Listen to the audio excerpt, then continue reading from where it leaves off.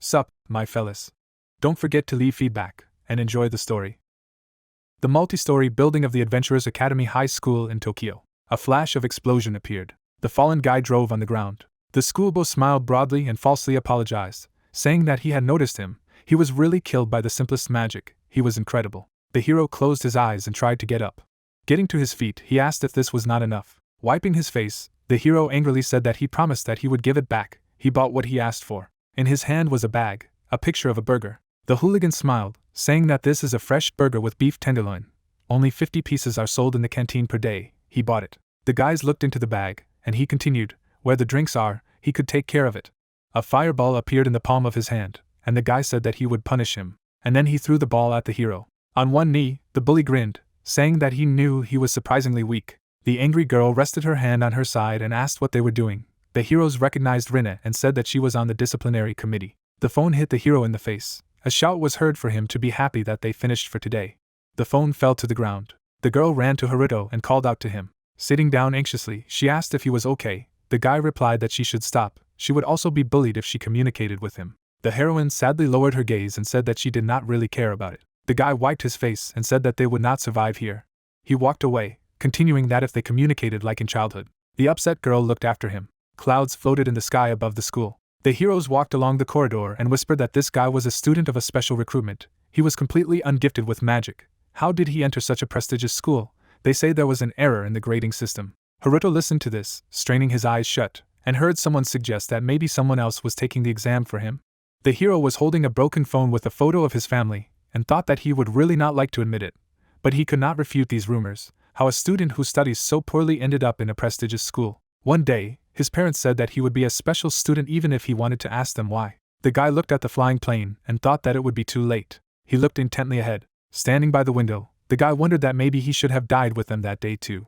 Opening the closet door, the guy reflected that he had been accepted into the school without any magical abilities, so he had only one way to successfully complete his studies. Haruto had a sheathed blade behind him, and he thought it was to become a swordsman. Now that magic dominates society, his useless skills can only be used in close combat. Being the sole survivor of his family and a burden on all missions, he earned a nickname. The boy's face was hidden by a shadow. He remembered that his name was the God of Plague. A 3-story building with balconies appeared. The guy entered the code at the door.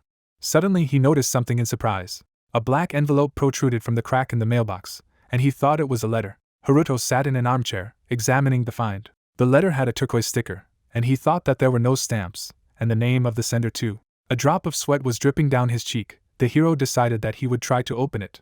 His fingers took hold of the sticker. The blue light reflected in the guy's eye. It was dazzlingly bright. Haruto stared in surprise at the beams of light spreading out. There was a flash, and the envelope fell down.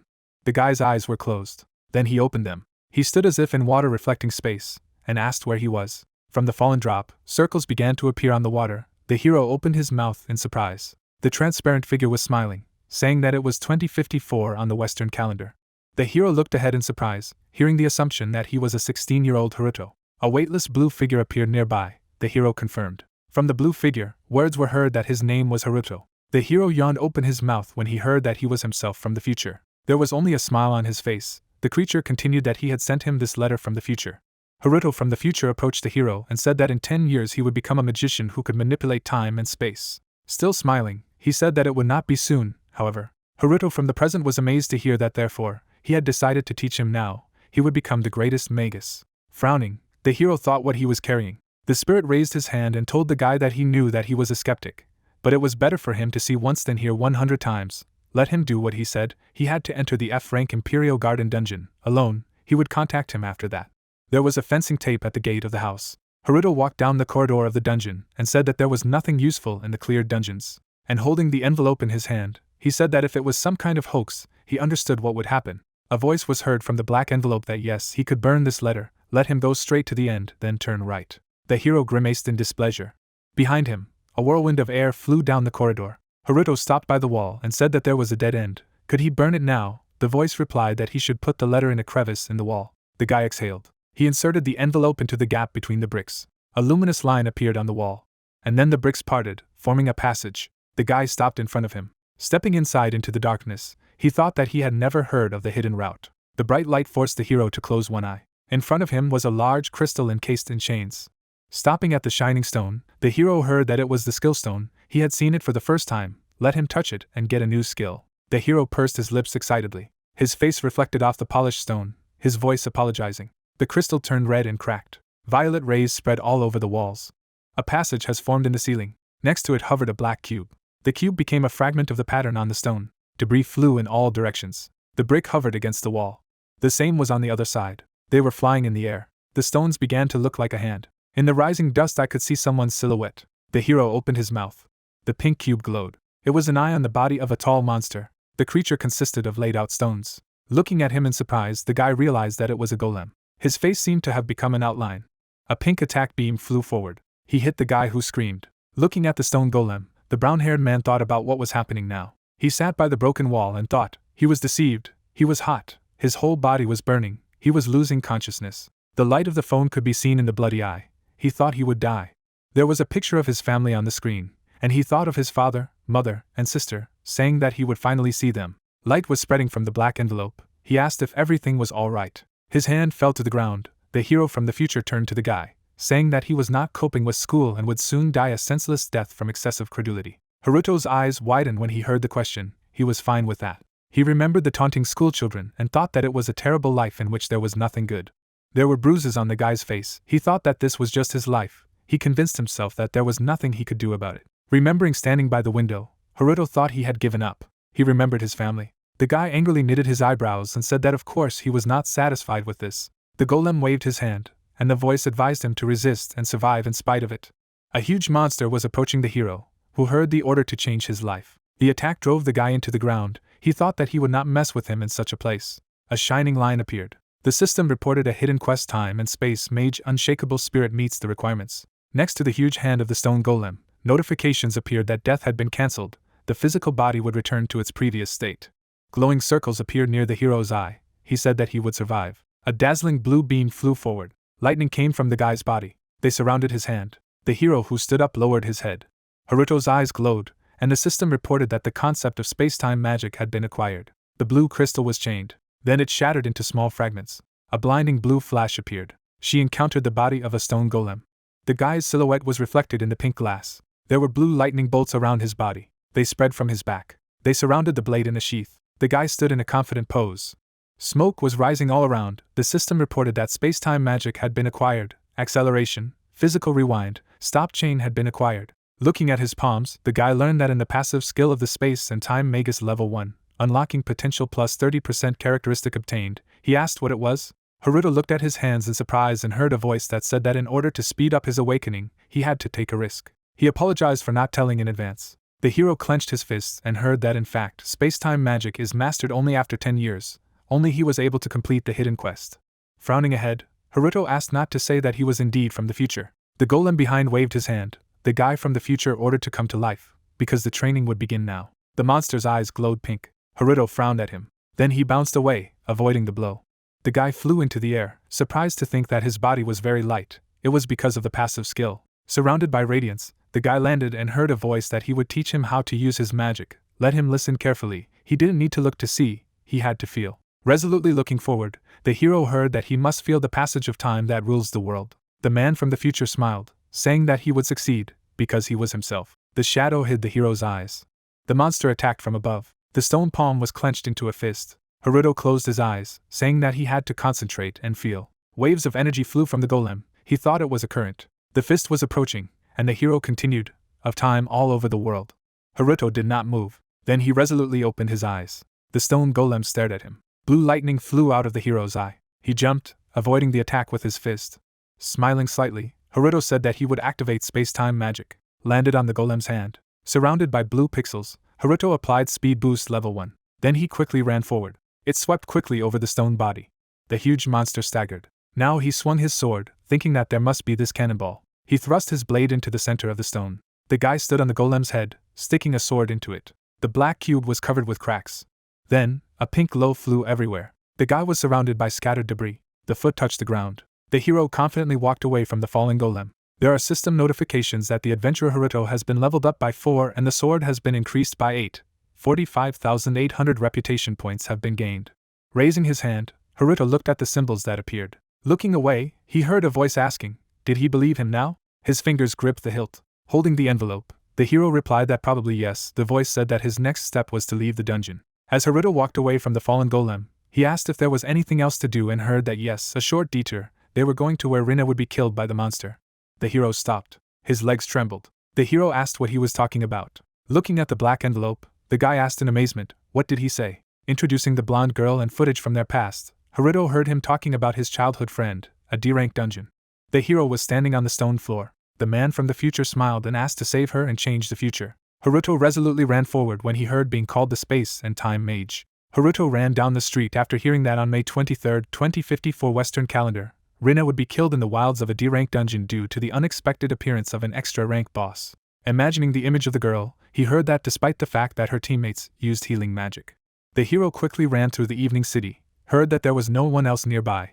The entire team was completely destroyed. It was all not her fault, of course, he shouted to silence the voice. A concrete entrance to the dungeon appeared. Furrowing his brows, the guy asked why he hadn't told him earlier. He was moving forward rapidly and heard the voice of his future self, who asked if he didn't want to be a loner, because everyone he communicated with was in trouble. He remembered the crowd standing behind him and heard that for the same reason, he didn't really care that everyone avoided him.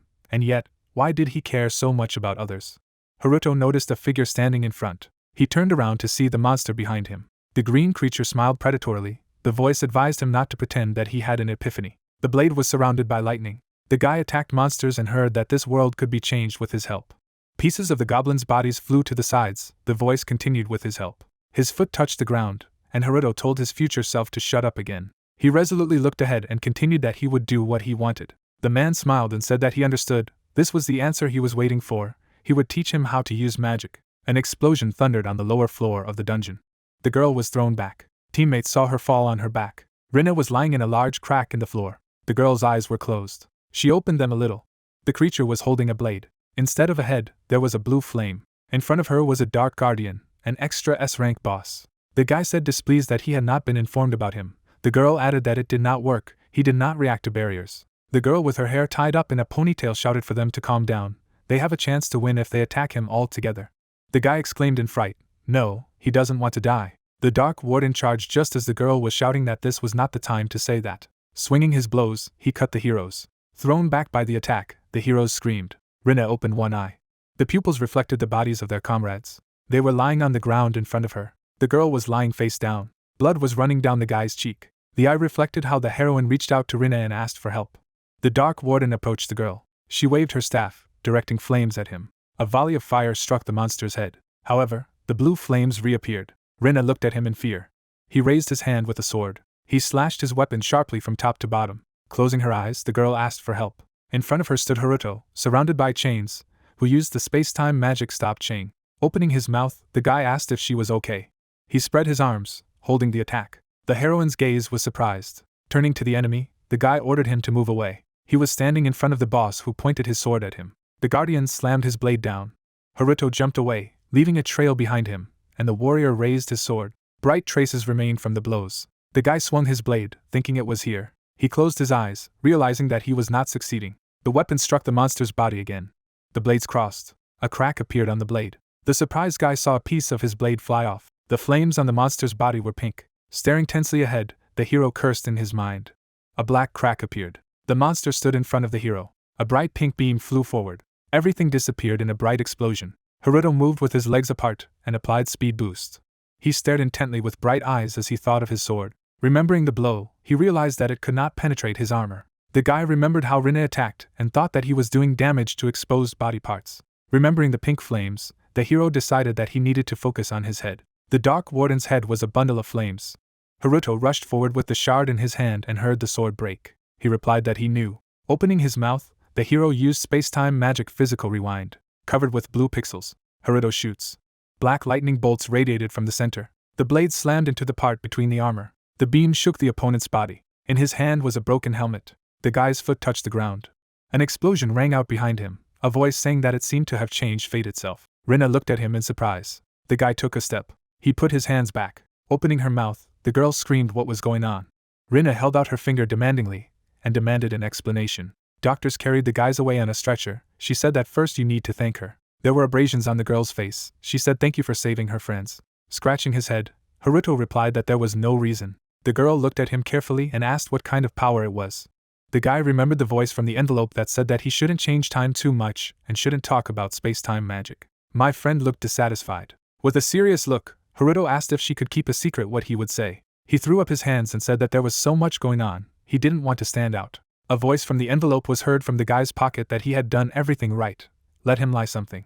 The guy waved his hands, anxiously saying that he hadn't said anything when the girl asked. He presented a black envelope, angrily thinking that he would kill him. Lowering his head, the hero began the story. He touched his forehead with his finger and told him that he wanted to try a new skill with a sword. He had been training it for a long time, but he was still far from perfect, so he shouldn't tell anyone about it. Clapping his hands in plea, he shouted that she should not tell anyone about it. Rena touched her face thoughtfully. She blushed and asked, "Will this be their secret?" The hero was alarmed. He agreed, confirming that it was their secret. The heroine smiled. Embarrassed, Rena said she understood. She would wrap a strand of hair around her finger and say that if that was the case, then it would all stay between them. Haruto thought she really believed. People walked around on the playground in front of the Adventurer Agency High School. The hero thought that this was how Rena's death was prevented. I was sitting at the desk with notes, and thought that at the same time he had received great power, he could not change the past. The guy was sitting at the table. Putting the notes on the table, he thought that he could change the future. The hero looked away when he heard his nickname called. There was a trio of hooligans standing there. The guys laughed slyly. Approaching the hero, they said that they heard that he was in the dungeon yesterday. One guy said that he just ran away from there, when he realized that he was not able to do anything. Brown-haired pointed with a smile and said that moreover, they seemed to have faced an extra boss and defeated him. The second added that they did not expect anything from him. Haruto looked at them thoughtfully, and thought that there was some kind of witness. It turned out that his friend was there, and now he is in the hospital. He has serious injuries, and the medicine is very expensive. With a cunning smile, he showed the sign of the coin and asked if he understood what he was talking about. The money was from him, and silence from them. Haruto stood in front of the gang. Fire appeared in the palm of the bandit's hand. He asked, "Does he want to become their punching bag?" The second demanded to say something. Opening his mouth, the hero said that he had had enough. A classmate, not understanding, blamed everything on him. Haruto sternly repeated that he had had enough or they were deaf. A vein bulged on his opponent's face. The guys shrugged their shoulders, calling him names furiously. Haruto stood quietly, thinking that thanks to the increase in all indicators, he saw the bullies as if in negativity and thought that he could see clearly. The hero's eyes lit up blue. He swiftly struck the opponents in turn and continued to see all the movements. The guy stopped behind his defeated classmates. They turned around, calling him names, not understanding what was happening, so that they would listen and not approach him anymore, otherwise. He held his wallets and a lighter in his hands, saying that this was what would happen. The brown-haired man pointed his finger, indignantly saying that it was theirs. The guy pressed the lighter button. They looked at Haruto in fear, who said that they would promise it to each other. The hero's eyes burned red. He quoted their question. What would they say? The defeated classmates nodded. The guy standing in the corridor breathed a sigh of relief and thought that they would not climb on him anymore, and said aloud that it was time to return to class. Sitting at the table among the rest of the students, he thought that the next lesson was to measure magical abilities. The teacher looked ahead and said that they were starting and called Haruto. He got up from his seat. He remembered how sadly he had seen the zeros in his stats and thought that his magic abilities were almost at zero. Perhaps something had changed when he became a space and time mage. The guy's face was reflected in the mirror. He walked over to the professor's desk and thought that he would try to use a little magic as an experiment. His fingers touched the mirror. Haruto closed his eyes in concentration. Blue rays flew down. The guy's eyes lit up blue. The professor was surprised to see a bright glow emanating from the mirror. The man looked down in surprise. There was a bright blue flash. The mirror was broken. The teacher was shocked to see this. He fell to the floor by the table and shouted what it was. Haruto scratched his head awkwardly and thought he had overdone it. Students were sitting behind him, and the guy thought that everyone was looking at him. Rena smiled sweetly. A man was walking down the street after school. Someone said to have a look. The students watched the hero and talked that he broke the meter, saying, "It was some unknown magic. It can't be. If it's true, he must be above rank A." Haruto looked ahead in displeasure, thinking that gossip was the exact opposite of what he had heard before. He walked down the street and thought that this was even more annoying. The hero looked ahead when he heard how he was called. Holding the phone, he looked away. Then he looked at the other and heard that he was there. The guy was shocked to see something on the ground. His look was extremely surprised. In front of him was a disgruntled plush hedgehog who said it was him. The guy looked down attentively, recognizing this voice. Standing in front of the toy, Haruto asked if he was from the letter, and why did he look like that. The hedgehog put his hands on his hips and said that this was a kind of space-time magic. He had possessed his soft toy. Haruto clarified that he doesn't think he understands everything. The spirit that had possessed the toy looked at him sternly and said that the matter was urgent. Haruto looked down and heard that it was not the time to relax. Furrowing his eyebrows, the plush hedgehog said that the chaos dragon appeared earlier than in the future he knows. The guy standing opposite repeated in surprise. The man gritted his teeth and said in the form of a hedgehog that it was bad. He remembered the dragon that had attacked humans, said that he had destroyed the guild. Imagining the silhouette, he went on to say that he had taken many lives and caused an unprecedented disaster. A huge dark dragon opened its mouth. The man from the future continued that he was classified as an alpha-type monster. At least that was the case in his time. Haruto pursed his lips. The plush hedgehog said that he appeared earlier, and they must destroy him at all costs. The toy standing next to him continued that if this was not done, an unprecedented catastrophe would happen, like in his future. The guy was surprised. Waving his hand, he said that then they should contact the guild and request an extermination team. The hedgehog turned away, hearing that he was confident with a team of high-ranking mages. But the toy interrupted, saying that it would not work. There was no more time. A black shadow covered them. Haruto looked up in surprise. His eyes widened. In front of him was a huge black dragon. He was already here. Frightened, opening his mouth, Haruto asked if he shouldn't be in some dungeon. The voice from the toy replied that it was a ferocious migrating species. He wouldn't stay in one place. Chaos Dragon flew to the side. Looking at him, the guy said that if this continues, he looked intensely at the dragon soaring in the sky, saying that the disciples would suffer. The heroes were walking along the path in front of the school. They laughed and talked. Suddenly a shadow covered them. They saw a huge dragon in the sky and said that it could not be. Why was there a monster here? The red eye was glowing. The disciples ran frightened, screaming. The blonde girl shouted at everyone to get ready for battle. Those who don't have magic should run to the dormitory. The students held staves in their hands. Haruto ran towards them and shouted that they were the protectors from the student committee. A round magic seal appeared. Sorcerers created seals. Bright rays flew towards the dragon. The girl raised her staff. With a stern look, she said that they should not let him near the school. The dragon saw a magic seal in front of him. The glow was getting brighter. There was a blinding flash and smoke from the explosion rose in the air. The disciples looked at it happily, saying that she could.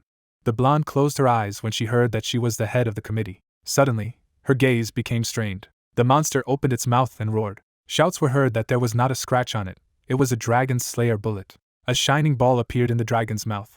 And then he let a beam of light shine on the guys. The frightened face disappeared in a bright glow. A powerful explosion appeared. The students were lying on the ground. Haruto said that the magic protectors from the committee instantly. A hedgehog sat on his shoulder and said that it was not surprising. They were just schoolchildren. The guy exclaimed that now was not the time for such comments.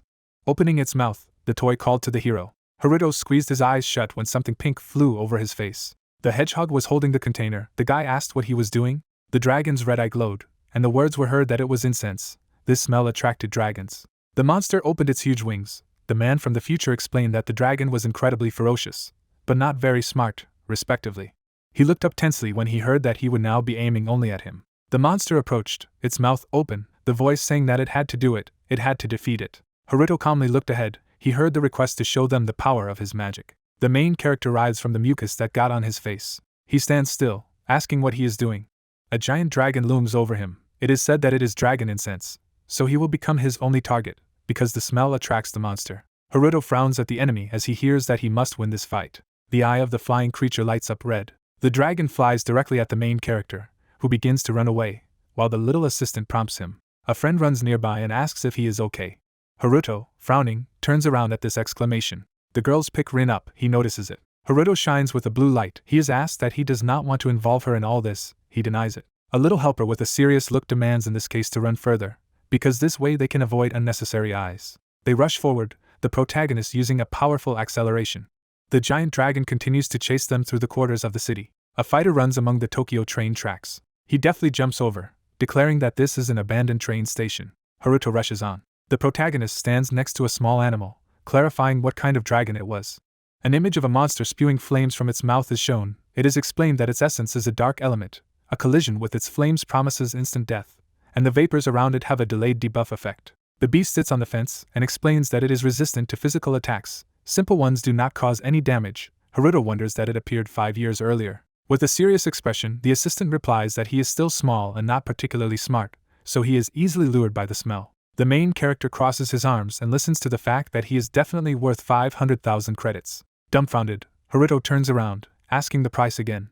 In a rage, he shakes the animal, which declares that this is the price of incense, took it from his account. The little helper smiles awkwardly as he is stretched out with his arms and shouted about what he is doing and how he knows his password in the first place. The disgruntled protagonist stands opposite, hearing that there is no need to worry, because he will quickly return what was spent and in the end, If he is defeated, the reward will be huge, and that's not all. The imperturbable animal claims that money is just the icing on the cake, with a skill cube from this monster. A blue flying cube is visible, saying that Haruto will be able to gain a new magic skill. The worried guy watches. He is offered to solve problems as they come. A serious animal sits on the fence and explains that the dragon of chaos is far from adult. Its weak point is the heart, and it is extremely vulnerable. Suddenly, they see an attacking dragon in front of them, without having time to finish. The protagonist and his companion bounce off a powerful explosion. A ferocious monster forms a cloud of fire in its mouth. The main character feels how everything around him is trembling. Strong flames erupt directly in their direction. MC deftly bounces off and runs away. He stops nearby, and holding a sword says that he did not think of it himself. Haruto looks ahead in surprise. A purple aura permeates everything around. Stones rise into the sky. A strong explosion is heard throughout the area. The dragon, with its mighty wings raised, stands in the middle of the smoke. The monster sees a shining hole in his chest. It begins to take off. His gaze is serious. The protagonist sparkles with magic with his whole body, claiming that it was just him, half a second ago. The discouraged animal wonders if he has just come up with a practical application of space-time magic to avoid the attack. Haruto flies up and is right in front of the dragon's chest. A bright purple core can be seen inside the monster. Frowning, the protagonist sees this and realizes that he is facing the heart of a dragon. In a rage, he swings his blade, slashes a huge dragon. The monster begins to roar in shock. The main character realizes that he does not feel the slightest resistance. A bright flash of purple is heard in front of him. He looks at it in horror and realizes that this simply cannot be. The monster's body suddenly disappears. There is only smoke around. Haruto turns around and asks his companion that he didn't talk about such an ability. The hero lands on the tracks, hearing that he can turn his body into steam, so you need to be more careful. The disgruntled protagonist asks to warn about this in advance next time. The animal with a serious look says that the reverse process is also possible. The ferocious dragon absorbs energy. Small monsters appear in front of it. The companion explains that when the steam turns into small dragons, which are called legion. The excited guy frowns, reminding him that he was told that it was just a cub. Dozens of small creatures fly in the sky.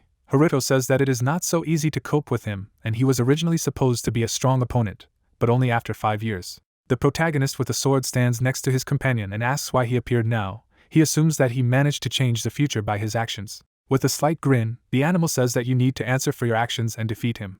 MC sighs, asking that it's all his own fault. Suddenly, an energy monster appears in front of his face. The protagonist jumps away from a powerful explosion using acceleration. He sees an approaching dragon. Deftly swivels his sword, cutting through the mutant. The enemy's silhouette dissipates. They circle over the fighter. The guy realizes that small dragons do not evaporate when he attacks them. The assistant at this time urges you to fight them off and look for an opportunity to attack the main dragon. The fighter stands firmly on the ground and prepares to act. His legs begin to glow, declares that he himself knows what to do. There is a bright shine in his eyes. He understands that he needs to act right now. It jumps forward, accompanied by a powerful flow of energy. He swings his blade and cuts through flying creatures. Skillfully slashes with his sword. Over and over again, it cuts through energy creatures. The companion is sitting nearby at this time and realizes that he has destroyed everyone and apparently his level has increased by 3. The tired protagonist wipes away the sweat, asking if they are over. The main dragon appears in front of the fighter with a shining heart in his chest. The monster opens its mouth and unleashes a powerful stream. The protagonist is discouraged by the impending attack. A strong wave is moving directly towards him. A powerful explosion occurs in the middle of the railway tracks. The guy is holding on to the car in shock. The dragon, having once again opened its mouth, is preparing to release energy again. The protagonist's eyes are wide open with excitement and surprise. Gritting his teeth, he rushes away, realizing that there will be another attack. A strong explosion occurs. Haruto looks ahead and realizes that he has spent a lot of energy on those dragons. At this rate he can lose. The protagonist's gaze is focused, aware that he will have to wait a few minutes before attacking again. The smoke disperses through the air, realizing that it must hit the weak point, the heart of the enemy. The fighter deftly dodges the lunge of a mutant that flies by. Excited, Haruto looks up and watches. A flying monster looms over him. The assistant notices that things are bad, because now the protagonist's attacks will not reach him. A powerful dragon flaps its wings, emitting an aura. He has a ferocious appearance, huge fangs. The main character does not understand what to do. There are cars nearby. A train is seen nearby, and Haruto wonders if there really is nothing he can do. The guy turns around with concentration. He sees trains in the distance, realizing that this is what he needs. With a serious look, he prepares to act, thinking that if he does what is necessary. The assistant, perplexed, asks what he came up with, because the situation is becoming more and more difficult.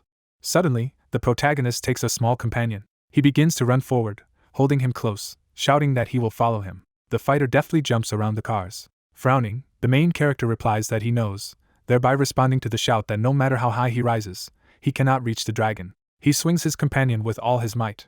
He throws it at the monster, stating that this is why he will do so. Haruto holds a magic chain in his hand. She shackles the flying pet. He used space-time magic. Haruto relies on his assistant. He jumps high up, approaching the dragon, while his companion flies to the ground in shock. A ferocious dragon burns with fire. With a confident look, the main character realizes that he will not let it evaporate. Dozens of chains fly towards the enemy. They attack the dragon, which roars in pain. Haruto approaches him, swinging his sword, at which time he realizes that he won't have the strength to hold him for more than a couple of seconds, but it will be enough. The guy starts attacking in anger. He touches the point of the blade to the opponent's heart. The protagonist's gaze is extremely harsh. A bright light bursts out of the mutant. The blue chains emit small sparks. Haruto continues to press on his sword. Everything around him sparkles. The magic chains are broken. The tip pierces the dragon's heart. Blue lightning shoots in different directions. The giant dragon roars in pain, streams of light bursting out of its body. Its weak point crumbles into small pieces. A soft toy lies on the ground. A powerful explosion occurs nearby. The system says that the main character defeated the Dragon of Chaos. The main character, frowning, looks ahead. In front of him lies a giant dragon, under which a pool of blood can be seen. The system says that the adventurer's level is increased by 15. The skill of using a sword is up to 28, and 872,000 credits are obtained. The window shows the Fang of the Dragon of Chaos, which the protagonist obtained. An important message says that it is recommended to increase the rank to C15. You need to contact the nearest guild. A voice from the envelope states that as expected of him, a good job has been done, however. The enraged animal shouts that he used him as a stepping stone, and how to understand this at all. At this time, the main character is carefully examining the system window. He stands with his back to his companion, reading about how the secret skill of space-time magic has been increased by 20. The skill of physical rewind, acceleration, and the passive skill of a level 2 mage has been acquired. Frowning, a voice from the envelope says that he managed to prevent a terrible catastrophe thanks to this, so he forgives. Suddenly, a siren appears behind him, suggesting that someone has reported what happened. Haruto turns around at the sound, the companion saying that it will be bad if they find out about them. A small version of the main character jumps on his shoulder and says that it's time to leave. He remarks that at least they agree on this. The protagonist jumps over the fence. A residential building stands in the middle of the night. Light can be seen from the windows. The guy is sitting with his companion on the sofa. He opens the package, addressing the fake self. He looks at the little creature, asking if he eats at all. The companion sighs, asking how a stuffed animal can eat at all. Sometimes it is necessary to turn on the head. The protagonist eats with a serious look, stating that he turned it on and realized that soft toys do not talk. He brought the sandwich to his mouth and suddenly remembered something. He gets up from the sofa and walks on, a soft toy watching him. MC walks over to the table and pours himself a drink. He puts a mug in front of a photo of his family and tells mom and dad that he came home. The companion sits silently on the sofa. The protagonist looks at the frame without turning around and asks the voice from the envelope not to laugh at it. Toy looks at him and replies that he wouldn't, because he is Haruto. The companion watches with a stern face. In the photo, his sister Ria realizes that she won't talk about what happened to her, because it's too early for him to know. The main character, closing his eyes, closes the bottle. He realizes that when he becomes a good magician, then he will tell. The guy opens his eyes in surprise and asks that he was given some materials for weapons. The system window shows the Fang of the Chaos Dragon. A stuffed animal sits across from him and explains that his sword is already falling apart and needs to be repaired. The blade is sheathed. The main character is told that he cannot go to school tomorrow, but make a new weapon. Haruto stands in front of the giant building of the Adventurers Guild, a branch of the Metropolitan Government Office. He says that he always thought he had nothing to do in this building. The companion sits on his shoulder with an angry look. He smirks, stating that thanks to him, they are now here. The guy goes to the door with the toy. It is said that they will go home as soon as they finish here. Events take place at the reception. The protagonist looks at the screen. While number 23 calls to the counter, the main character understands that it is their turn. A smiling worker asks how she can help. He replies that he cleared the dungeon and would like to check the results. Haruto holds out the card. She notices that the guy looks weak and inept. With a nervous smile, she says that she will do it now. She takes his card after asking for it. The worker looks at the screen in front of her. Inscriptions are visible in the bright blue window. MC is amazed to see a window in front of him. The girl calmly explains that it is necessary to confirm the identity by placing a hand on the panel, then they can see its results. Haruto touches his fingers to the window. The employee scrolls through the screen and watches. Her eyes are extremely surprised. She sees a record in front of her that the adventurer's rank is being upgraded from E to C. She exclaims that the guy has risen in just one day, because it is impossible. The discouraged girl is in a stupor, stating that this is very strange and perhaps just a glitch in the system. Other fighters walk down the corridor and turn around. The main character thinks that this is very bad. His gaze is serious. he realizes that he cannot attract attention to himself. He hates when this happens. Haruto holds out a glowing hand in front of him. Using a second-level physical rewind, he wants to give it a try. The main character looks at the employee with a slight smile and says that apparently the identity verification was successful. The system says that he has E rank. Haruto looks at her and clarifies if this is the case. The lady holds the card and says that she will now give it back, while realizing that this is very strange. The main character takes her away and thanks the girl. The message indicates that he has still increased his rank to C. The question is that he applied rewind only on the screen. The protagonist, closing his eyes, asks that they should change the future as little as possible. He goes to the elevator and asks if he is here. The elevator arrived. My companion said that I needed to get into it. Haruto drives silently inside. The doors open. He goes outside. He sees a door in front of him with the inscription A and tells the toy that no one below this rank can enter here. The companion sits on his shoulder and asks him not to pay attention to this. Suddenly, the soft toy turns into a letter, emitting a bright light. Haruto holds an envelope in shock in front of him, and a voice asks him to hold it up to the scanner. The reader is near the door. The protagonist assures that there is a very serious security here. He still insists. The guy brings the envelope to the screen. Suddenly, the doors begin to open. The main character with a blade goes inside, asking if everything is really so simple. The voice from the envelope answers that you need to start. Pleasantly surprised, the protagonist hears that they will make weapons suitable for a space and time mage. The protagonist turns around when he hears the question that they have some kind of excursion planned today. A guy in a white coat is standing nearby and working. In the hand of the main character is an envelope that says that this is not his journey, they just need to make a new weapon. The stranger turns around, asking if he is an adventurer. A man with glasses is the head of the weapons lab, Tokimune, and sadly asks that he has a rank higher than A. The worker scratches his head, stating that he can't shake the feeling that he is a student no higher than F rank, while clarifying that he broke down the door or something. The protagonist holds out the Fang of Chaos to him, after the advice of the voice from the envelope. Fang shines with a purple light, and Haruto states that it is a very rare material and he would like to make a weapon out of it. The man adjusts his glasses and asks to see. He looks at me in amazement, saying that this is not bad. The protagonist agrees with a serious look when asked if he has killed a monster. Tokimune looks at him and says okay. He points his fingers at his watch. Suddenly, a hatch opens in the floor. The employee says that you can start. The doors of the secret hatch move apart. Suddenly, a device flies out of there. The man claims that this is the most high-tech device in Japan. Inside, doors open. It is said that this is the latest development in the sphere of another world. Amazed, Haruto hears about the fact that the analytics materials he brought are missing from the guild archives. The device is in the middle of the laboratory. Tokimune says that he will take the chance to study it, and the protagonist will be able to use the device for free and will be able to call when he is done. A bag lands next to the guy. A voice from the envelope says that Haruto has never made a weapon and you can teach him. Surprised, MC looks at the system window. He points his finger at the screen, realizing that in the academy you can only learn to craft weapons with rank B and above. The hero stands in front of the open device, hearing from the letter that the whole process can be divided into 4 parts. The first is that you first need to decide which weapon will improve. He will have a sword. A scheme with ranks and a protagonist is shown. It is explained that next you need to choose an attribute with which they want to improve weapons. Because the higher the rank, the fewer items are required. The protagonist with a serious look remembers that his sword is F rank, so they can only use one attribute. Various materials are shown. A soft toy explains what to choose next. There are different groups. There are minerals. There are materials from monsters. The swords collide, causing a spark. It is said that in some cases it is even possible to combine 2 swords. In the system notification Fang of the Dragon Chaos, the companion reveals that they have it as a material. Then after they have everything prepared, they can start synthesizing. An important factor is the amount of time he spends on crafting.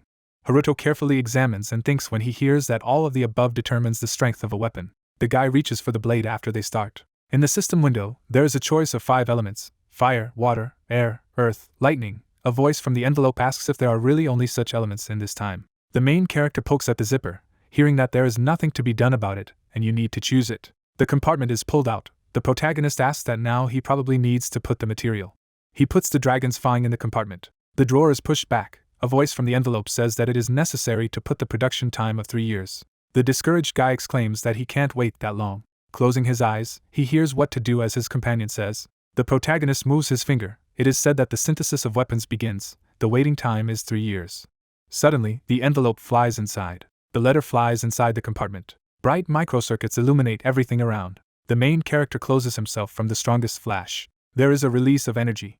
In the system window, an A-rank Chaos Sword is presented. The device thanks for waiting and says that the weapon synthesis is complete. Haruto examines it, holding it in his hands, asking if it is really ready, while the companion notes that he is very tired, because he knows how to do this, but very rarely. Tokimian opens his mouth in amazement and asks that instead of 3 years, the weapon was made in a few seconds. The employee angrily pokes at the screen, not understanding what happened. The protagonist puts away his sword, hearing a voice from the envelope that he needs to hurry up and leave, while the blade is moved to his inventory.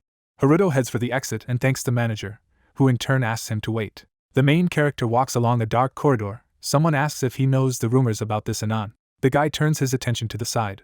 A stranger explains to another that he killed that huge monster so quickly, he wonders that he was alone, an amazing newcomer. Haruto passes by as they discuss that it is impossible to imagine what kind of person he is. If his identity was revealed, the famous clans would do anything to lure him away. The guy stands in front of the other and exclaims that he would also like to be in the S-rank clan with that heroine. The other says that he with his D rank is as far from there as to moon on foot. The sad protagonist understands that things are bad. He needs to go home. The stuffed animal calmly replies that they will enjoy the day and try out his new sword. The astonished protagonist wonders where they will go. With a sly grin, the companion says that where the sacred beast lives. The three-headed energy dog barks ferociously. Haruto asks in horror about the sacred Cerberus. Rena runs frightened and calls out to the protagonist. The girl exclaims through tears that thank God he is alive. Lowering her head, she says that she heard that the monster that attacked the school flew after him. She clenches her fists worriedly, stating that she wrote to him, but he did not read, and besides, he did not come to school. The astonished protagonist asks what she is doing here, while she screams that she was very worried. Rena says with a serious face that she should be asking him, because she came as a representative to apply for the dungeon training. The main character looks at her and realizes that she is in the top mages among high school. The disgruntled toy offers to stop talking, he agrees. Wiping away her tears, the girl declares that she is glad that everything is fine with him. Haruto apologizes with an awkward smile for making him worry. Rena wipes away her tears and smiles. A disgruntled toy sits in a briefcase. The girl exclaims who it is. She sees him with loving eyes and calls him very cute. The heroine grabs him and wants to see him. The girl hugs him tightly and says that it smells like Haruto and it is very nice. The angry toy thinks that this is just absurd. A surprised friend hears an offer to take a toy for a couple of days since she liked it so much. A discouraged companion sits in her arms while the protagonist says that he will give it back later. Embarrassed, Rena thanks him for the opportunity. Haruto turns around and waves his hand, stating that they will see each other again. The girl happily waves her hand in response. The main character realizes that he was able to distract her. The companion mentally asks him to wait. A cry is heard throughout the neighborhood with a request not to abandon him. The events take place the next day at the High School Adventure Academy. The disgruntled assistant looks away. Haruto walks with him on his shoulder and asks him not to be offended, because he almost immediately took him away. The enraged companion shouts that this is not the problem at all. He keeps his paws on his shoulder. With a serious look, he declares that he saw a childhood friend whom he lost 10 years ago, all thanks to Haruto. The main character is surprised to hear words of gratitude. The protagonist walks through the park, saying that he is glad to hear this. A guy with a phone sits nearby and says that MC is known as the god of the plague. The main character is walking. The stranger calls him interesting. The adventurer sits with his legs crossed and says that he will be his target. The protagonist goes forward unsuspecting. The stranger offers to amuse him, calling him a mysterious blade that cuts dragons. Near the door there is a sign that reads Student Council. The hero is furious and puts the papers on the table. Various awards and crystals are visible on his clothes. A girl with glasses named Yuzuki angrily asks if he really doesn't know anything. The main character stands in front of the vice president of the Student Council and assures that it is so. The lady holds sheets of paper and says that the day before yesterday, when the dragon attacked the school after school, the disgruntled girl claims that there are rumors that the guy ran in the same direction where the dragon flew. Haruto scratches his head in bewilderment, explaining that the monster switched to someone else and began to chase him. So most likely that guy won, and he was just lucky. Yuzuki, frowning, asks if he knows that student. The protagonist sits on a chair and shakes his head, saying that he does not know, because at that moment he was most thinking about where to run away. The lady adjusts her glasses and says that everything is clear. The main character takes the door handle and says that in this case he went to class. At this moment she asks to wait for him. The guy walks down the hallway, wondering why he is suspected. A soft toy sits on his shoulder and says that most likely because of this. On the screen of the tablet, you can see a post in which it is discussed that a student is saving the city from a dragon. The monster screams furiously. People write that the guy is just a savior. Footage of the battle is visible. Some people assume that this is a fake. The protagonist wonders if they can delete the video with the help of magic. The disgruntled companion replies that with his skill level, this is impossible. The main character thought so. Sighs, the guy goes inside. He looks attentively in front of him. Other adventurers in the class notice him. Haruto sits down at the table, realizing that everyone used to avoid him, but now, the amazed guys follow him. The protagonist understands that now everything is somehow different. Rena hits his desk and shouts that he must be careful. The protagonist asks again. The raincoat guy comes closer, stating that he doesn't need to say anything more to him. The white-haired hero goes on, everyone turns to him. The president of the Ryuga Student Council, with his hand on his heart, says that he will take care of it. With a confident look, he closes his eyes and introduces himself by name. The arrogant president declares that he is a brilliant magician, whom no one can get ahead of in the ratings, and in short, the strongest player in the school. A surprised MC stands with Rena. He is asked that his name is Haruto. He agrees. Ryuga raises his hand with a sinister grin and claims that he has come to challenge him to a magical duel. The blonde froze in anticipation of a reaction. Classmates grinned, discussing that the hero was finished. Haruto exchanged glances with his interlocutor and frowned. The guy remembered how the meter broke, and the brunette was embarrassed, and Ryuga said that a loser with no magical abilities destroyed a device for measuring the abilities of mages, and traces of unknown magic remained in place. Then shots from the news flashed through his head, and the blonde added that the interlocutor had also destroyed that fierce dragon alone. The main character narrowed his eyes, wondering how he knew everything. The other man touched his chin and muttered that it was interesting. He flashed his eyes and offered to nip everything in the bud.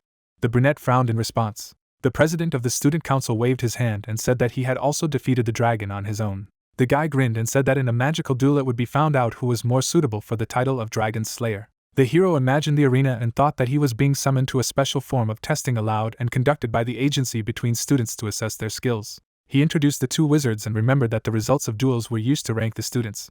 An image of a winner popped up in front of him, and students at the top are guaranteed privileges, and usually join the guild after graduation. However, the only rule of the duel is not to use magic that can lead to death, severe injury, or indelible consequences.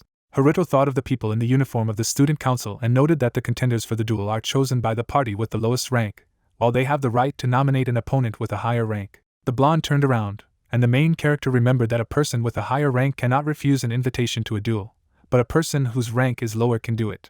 Haruto sighed, thinking that he would never in his life accept a challenge to a duel from a student who ranked first in the school. Ryuga pointed to the girl and advised her to pay more attention to her social circle if she wants to become a member of the student council next semester. The girl clasped her hands, and the interlocutor paid attention to her hips. Rena turned pale and flinched. The blonde man grinned and assured her that he would teach her how to properly join the student council at the next private lesson. The student lowered her gaze and quietly thanked him for his help. The main character watched them from the sidelines. He clenched his fists forcefully. Then he stood up and called out to the president. The guy straightened up and stood in front of him. Haruto looked at the blonde man resolutely and stated that he agreed to a duel. The girl turned to him in surprise. The interlocutor grinned and wanted to say something, but the hero interrupted him, saying that there was one condition. He arched an eyebrow and asked again. The brunette pointed his finger at him and suggested that the loser drop out of school. The president grinned. He turned around and happily agreed. The hero looked after him intently. After a while, the young man took a bite of the burger, and the voice noted that it was cheeky. A toy sitting next to him added that he was becoming more and more like him, and warned that Ryuga was strong. The brunette looked at his interlocutor in surprise and asked if he really knew him. The doll nodded. He introduced the tall building and the cloaked people, and revealed that the blonde would become the director of the guild's branch in Shinjuku and create many new fire element spells, as well as become one of the 7 sages. The hero introduced the student, and the interlocutor agreed that he was quite slippery and would use his position to suppress the women under his command. Haruto visualized the president harassing his girlfriend and muttered that the guy was also an asshole. The voice remembered the mages and added that Ryuga was good at leading people, and he was also so sure that the young man was a dragon slayer, most likely because his subordinates had told him something. He introduced the blonde man and stated that his talent for magic was beyond the pale, and he had reason to call himself a genius magician. The brunette was sweating when he heard that he couldn't beat him in the present. The toy squinted at the ward and offered to look at the indicators. A window of characteristics opened in front of them. The hedgehog appreciated the skills he had learned and admitted that the young man had grown up a lot. He touched the screen, on which sparks ran. The letters blurred and began to change, and the hero guessed what he was doing. In front of him, there appeared the characteristics of an opponent who was 10 times stronger, and was already at a rank. Haruto looked at the toy puzzled and asked if it was also space-time magic, and he was surprised that there was such a big difference between him and his rivals. He turned, noticing a girl who was comforting a friend. The second one cried and muttered that she couldn't do it anymore. She arched an eyebrow and asked why she couldn't use magic at all now, because she would easily fail the exam. The interlocutor looked at her anxiously and said that she was good with her wand, on the other hand, everything else. The student lowered her head and decided that all that remained was to go to a private lesson with Ryuga at his home. The main character shuddered in surprise. He looked at his hand. The image of the president who had threatened Rena appeared before his eyes, and the girl said doomly that at least she would just undress, close her eyes, and everything would be over quickly. The brunette clenched his fist and turned to the students. They turned around in surprise. The guy moved in their direction. The girls turned, determining that he was from a swordsman's course. Haruto looked at them seriously and stated that it was not necessary to go to these private classes and he would take care of it. The hero stretched out his hand to the girl, and she shuddered. The wizard closed his eyes. A glow began to emanate from his body, and the young man thought that he had noticed in the magic ability measurement lesson that he could feel the movement of magic. In front of him was the silhouette of a female student, and Haruto noted that in her body, the magic looked like burns, and the current had stopped due to some spell that clearly exceeded her level. A ball sparkled in her stomach, then in the area of her collarbones, and the hero decided that he needed to find out the root of the problem and return the current of magic to normal. The brunette narrowed his eyes and asked not to be afraid. The interlocutor looked at him questioningly. The guy concentrated the energy in his palm. He touched her body with quick movements. The student looked up in confusion. Her friend shielded the girl and displeased asked what he was doing, but instead of answering, the hero suggested that the student use magic. She nodded uncertainly. A green sphere appeared between her palms. A bright light emanated from her. The girl smiled and exclaimed that everything was working. The brunette rounded her eyes and noted that her friend had become even stronger than before. The disciple smiled enthusiastically as she looked at her strength. She approached the hero and thanked him. The guy watched her wipe away her tears and was glad that she would not have to go to Ryuga. The brunette knitted his eyebrows, remembering his girlfriend. The sunset was spreading in the sky, and the hero headed for the exit. The toy squinted at him as he asked what to do to become stronger. The young man looked at his hand and reminded him that there were 3 days before the duel. He frowned and said that he had to catch up with his opponent in terms of stats, so which dungeon he could pass would increase his stats as much as possible. The interlocutor smirked and replied that he had already found the location and information about the new dungeon. Haruto frowned and wondered what the reward was. The hedgehog grinned. He presented the tables and replied that there was a huge amount of experience, new spells, the ability to test a new sword and summon a monster. The guy imagined all this and smiled, noting that this is what is needed. B-rank dungeon, Azabu. The main character was sweating and thought that he really said so, but he really would have to fight with all of them. Golems crowded around him. He looked around and asked if it was worth it. A sword appeared in his hand. The toy on his shoulder bent down and said that neither of them should be allowed to escape. The young man rushed to attack, determined to kill all the monsters in this dungeon. His eyes blazed with blue fire. An hour later there was a fight on the lower level of the crystal labyrinth. The cloaked lad swung his sword at the enemy. His surprised face was reflected in the shard of the broken blade. Her partner put out her staff and shouted to get out of the way. She frowned and used the flame stream. The girl grinned and asked how the enemy could do this. The smoke cleared, and it was clear that the dark crystal knight didn't care. The adventurers cowered, not understanding why their attacks were not working. The enemy swung his weapon. The partners closed their eyes in fear. Suddenly a bright flash appeared. The guy opened his eyes. His face immediately showed shock. Someone's blade struck the knight's head. The main character forcefully unleashed an attack on the enemy. There was a powerful explosion. The adventurers looked up at the young man and exclaimed that they had been saved. The brunette wiped his chin and said that there were many monsters spawning in this dungeon, so it would be better for them to leave as soon as possible. The girl helped her partner up, and he asked what Haruto would do. The student frowned. He gripped the hilt of his blade and stated that he would have to distract the rest of the monsters so that they could leave. The adventurers wandered to the exit, thanking their savior. The hero knitted his eyebrows, and the hedgehog on his shoulder said that he had killed a total of 89, and this was not even half of what was needed. The guy took a fighting stance and replied that he knew. A crowd of knights towered in front of him, and the interlocutor advised him to finish quickly and raise his level. The hero swung his sword. He moved forward, scattering his opponents. The toy on the shoulder looked at the ward and said that such monsters give the most experience of all that the crystal labyrinth has, so killing them will be the most effective. Several knights jumped up, and the tutor added that this was not an easy opponent for the young man. The brunette's eyes flashed. He put out his hand and created blue chains. The shackles pierced the monsters, and the hedgehog reminded them that the sword of chaos with an element of lightning should help. Haruto rushed to attack. With a swift movement, he cut several knights. The student resolutely knitted his eyebrows. Then he landed on the floor, and the toy again asked to kill as many as possible. Chains appeared from under the hero's foot. His pupils flashed, and he declared that he would not leave a single one. The bright light blinded the enemies. The young man swung his blade, attacking several at once. The guy frowned. He sliced through the air with his blade. Haruto stood among the shards, but the monsters surrounded him again. Sweat dripped from the hero's face. A knight in a cloak rushed to him. It was the Dark Crystal General. The young man knitted his eyebrows and noted that he looked like a boss. The guy barely managed to block the attack. He gritted his teeth and thought that he shouldn't be frightened by his strength. Purple smoke began to emit from the blade when the hero remembered the special characteristics of the sword. The student parried the blow, and the enemy's sword entered the ground. The hero's blade radiated darkness. The young man quickly took a fighting stance. He swung his weapon. His eyes flashed with lightning. A powerful blow cut through the air. The knight's head fell to the ground with a crash. Haruto turned pale and breathed heavily. However, he immediately jumped away, dodging the attacks when the advisor called out to him. The hedgehog frowned and noted that the principles of space-time magic are different from ordinary magic. The brunette swung his sword, and he added that it had nothing to do with magical abilities. The young man presented the diagram, and the voice explained that it uses a certain factor that controls the passage of time in the world, so anyone, even without magical abilities, can learn to do so. Haruto frowned and was indignant that he was only talking about it now, to which the interlocutor said that in an extreme situation it is best remembered. The monsters continued to advance. The young man created chains that stopped his opponents. A few blows with the blade cut them apart, but the toy advised them not to relax. The guy shuddered and turned to the silhouette. Dark crystal mages appeared in front of him. The monsters created energy in their palms. Haruto froze, and the other reminded him that he was a mage of space and time. The enemies shot beams at him, but the young man dodged, hearing that he must always keep an eye on the Chronos factor, even during battle. The brunette stared, noticing a flash in front of his face. He frowned and ordered the passage of time to stop. A blue light emanated from his eyes. Pulsars froze in the air in front of him. Then an explosion rang out in the room. The silhouette of an adventurer stood out among the smoke.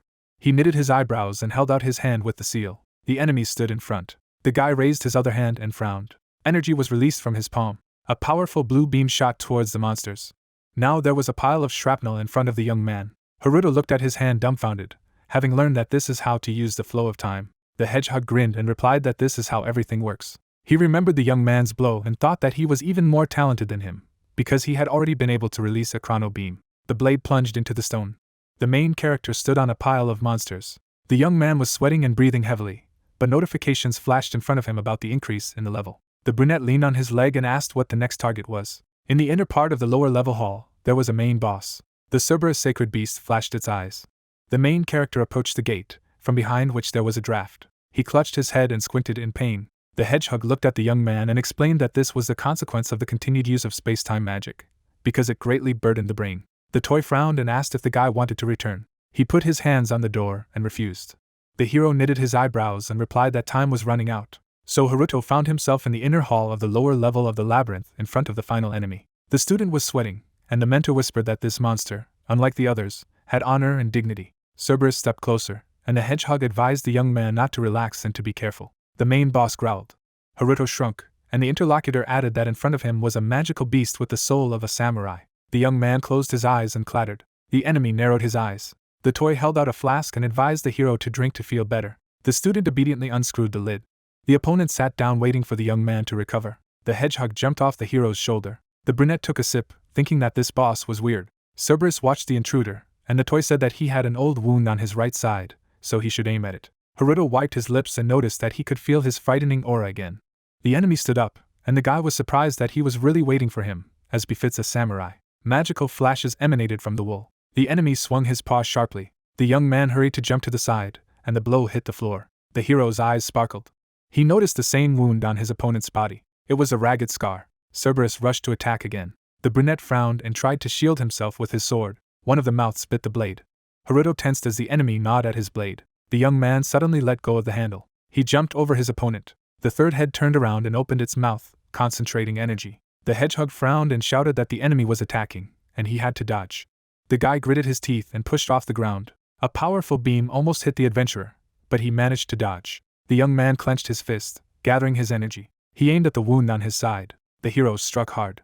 The beast opened its mouth and roared. The guy immediately jumped away. The monster shook its head. The hedgehog remembered the incident with the student and asked if it was really an impact on pressure points. The scar on Cerberus's side was healing, and he asked if the young man had healed his old wound. The hero looked at his opponent and replied that he repaid him for waiting for him to recover, as he wanted a fair fight. The toy stared, exclaiming that the brunette is abnormal and will die like that. Haruto nodded and retorted that kindness should be returned even to monsters. Besides, if he died here, it would be the last thing he did. A blade flashed in the air. The sword fell to the floor in front of the protagonist, and the hedgehog was surprised that the enemy returned it to him. The beast looked at his opponent patiently. The guy sweated and replied that he did not need him. He clenched his fists and asked to attack. Haruto unleashed the energy and stated that it was not for the sake of leveling up or killing the boss. The young man knitted his eyebrows and said that it was a duel. Cerberus narrowed his eyes. The rivals stood opposite each other, and the hedgehog did not understand what was happening at all. The guy attacked sharply. He twitched as he saw a paw approaching him.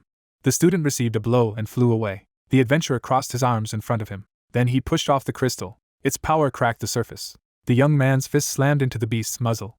Behind one head, the monster's entire body fell backwards. However, another mouth has already appeared next to Haruto. Teeth sank into the hero's hand, and he cried out. He closed his eyes and clenched his jaw. The enemy slammed it into the wall. The young man hit himself and sighed sharply. The toy looked at him anxiously and called out. The guy sat down on the ground, and the mentor shouted at him to get ready. All three heads were preparing to attack with magic. The hero opened his eyes, from which light emanated. The space around him was covered with blue energy, and the student decided that he would show everything he could. A ball sparkled in the monster's mouth. A powerful beam shot towards the opponent. The brunette continued to sit, looking in front of him. From the bright light, his silhouette became blurred. 3 beams struck forward. However, at this moment, Haruto found himself on the side of the beast, swinging and hoping that its body would endure. The adventurer frowned and concentrated his energy. The young man unleashed a series of blows on the enemy. Suddenly he twitched in pain, and blood spurted from his hand. The hero gritted his teeth and remembered that the monster had bitten him earlier. Cerberus grinned and swung his paw. Haruto clenched his second fist. He frowned and struck. The enemy was thrown back. The beast opened its mouth and howled. The guy pushed off the ground. He swung his leg, hovering over his opponent. Haruto narrowed his eyes and shouted that this was his end. A powerful attack fell on the monster. The main character stood over the body of the enemy. The young man turned pale and asked if he had always been so strong. At these words, the guy staggered and fell, and the system announced that the B-rank Azabu dungeon had been completed. Haruto opened his eyes. He looked to the side as the voice asked if he had finally woken up. A hedgehog stood over him. The hero stood up and muttered that it seemed that he had defeated the enemy after all. The brunette looked at the notification that the level had been raised by 20, and then noticed that he had received the cloak of a space and time mage. He scratched his head and decided that he would try it on later. Haruto looked away. In front of him stood Cerberus. The guy jumped up and jumped away. The beast looked at the adventurer in admiration and wagged its tail. The brunette stared at him uncomprehendingly. The former opponent stuck out his tongue. The student then stretched out his hand uncertainly. Cerberus poked at her happily. The main character squatted down to stroke the monster, and the toy noticed that he liked it. The hedgehog narrowed his eyes and said that he would never have thought that everything would turn out this way, but the guy received the award, so he should be grateful. Haruto looked at him and asked if he was talking about equipment.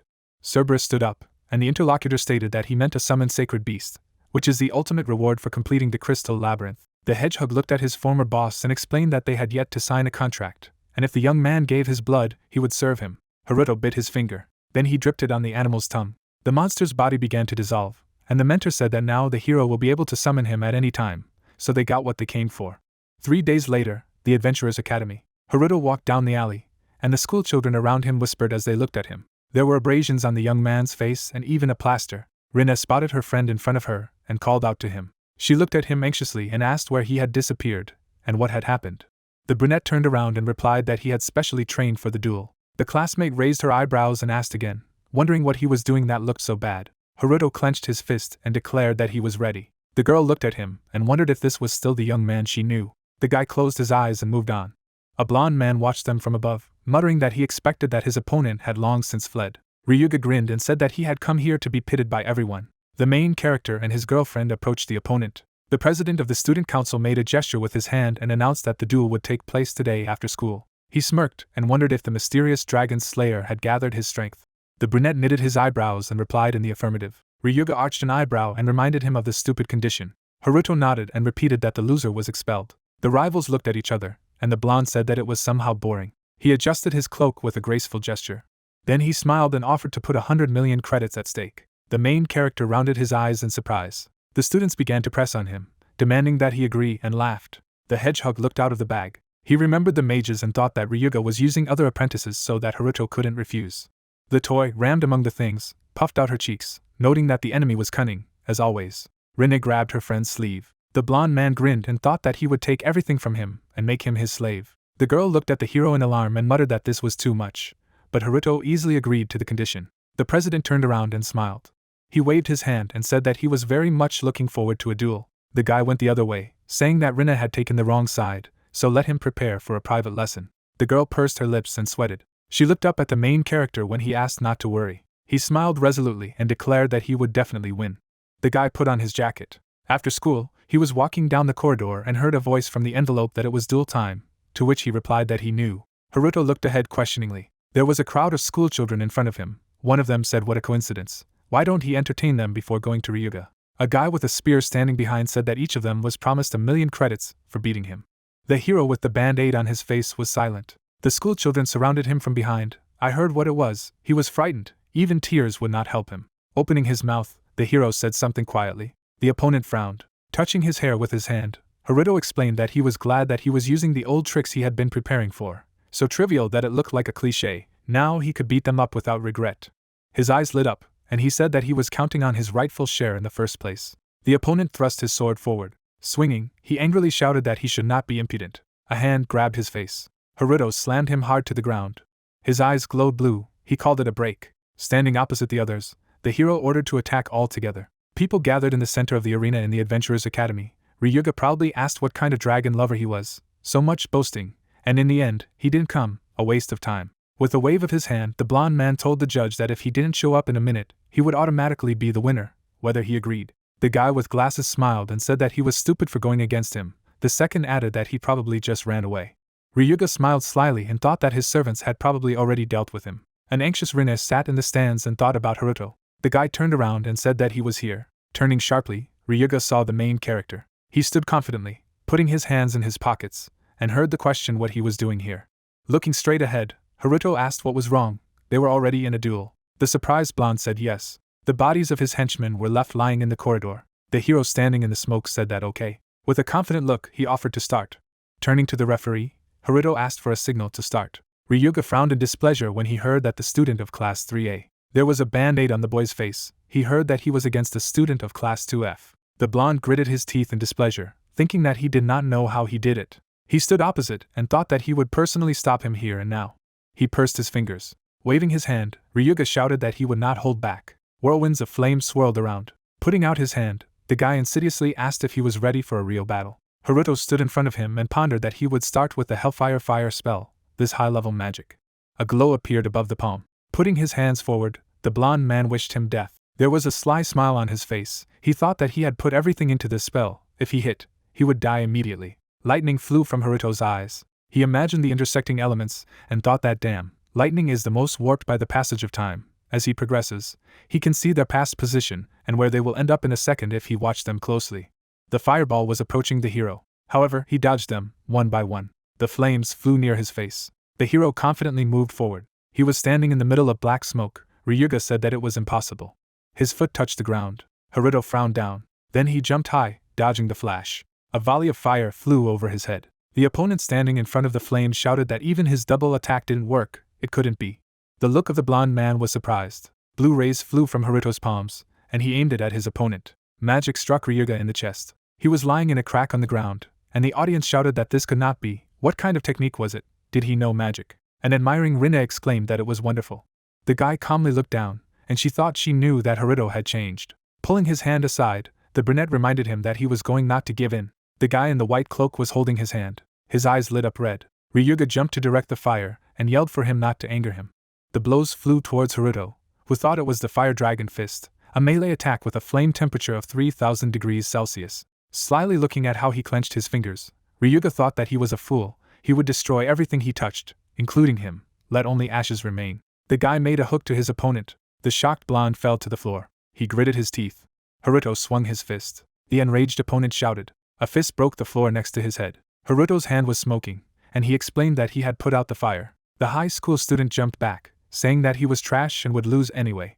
Looking in the direction of his henchmen, he thought that they knew what to do. Flames appeared in their palms, and they mentally replied to him that of course. A fire symbol appeared above the blonde's head. He closed his eyes with a satisfied look. The hero from the future asked. The audience was transferring their powers to him and amplifying his magic. Such an obvious violation of the rules that it was even funny. Looking at the high school student surrounded by fire, Haruto asked how much more alien power he needed.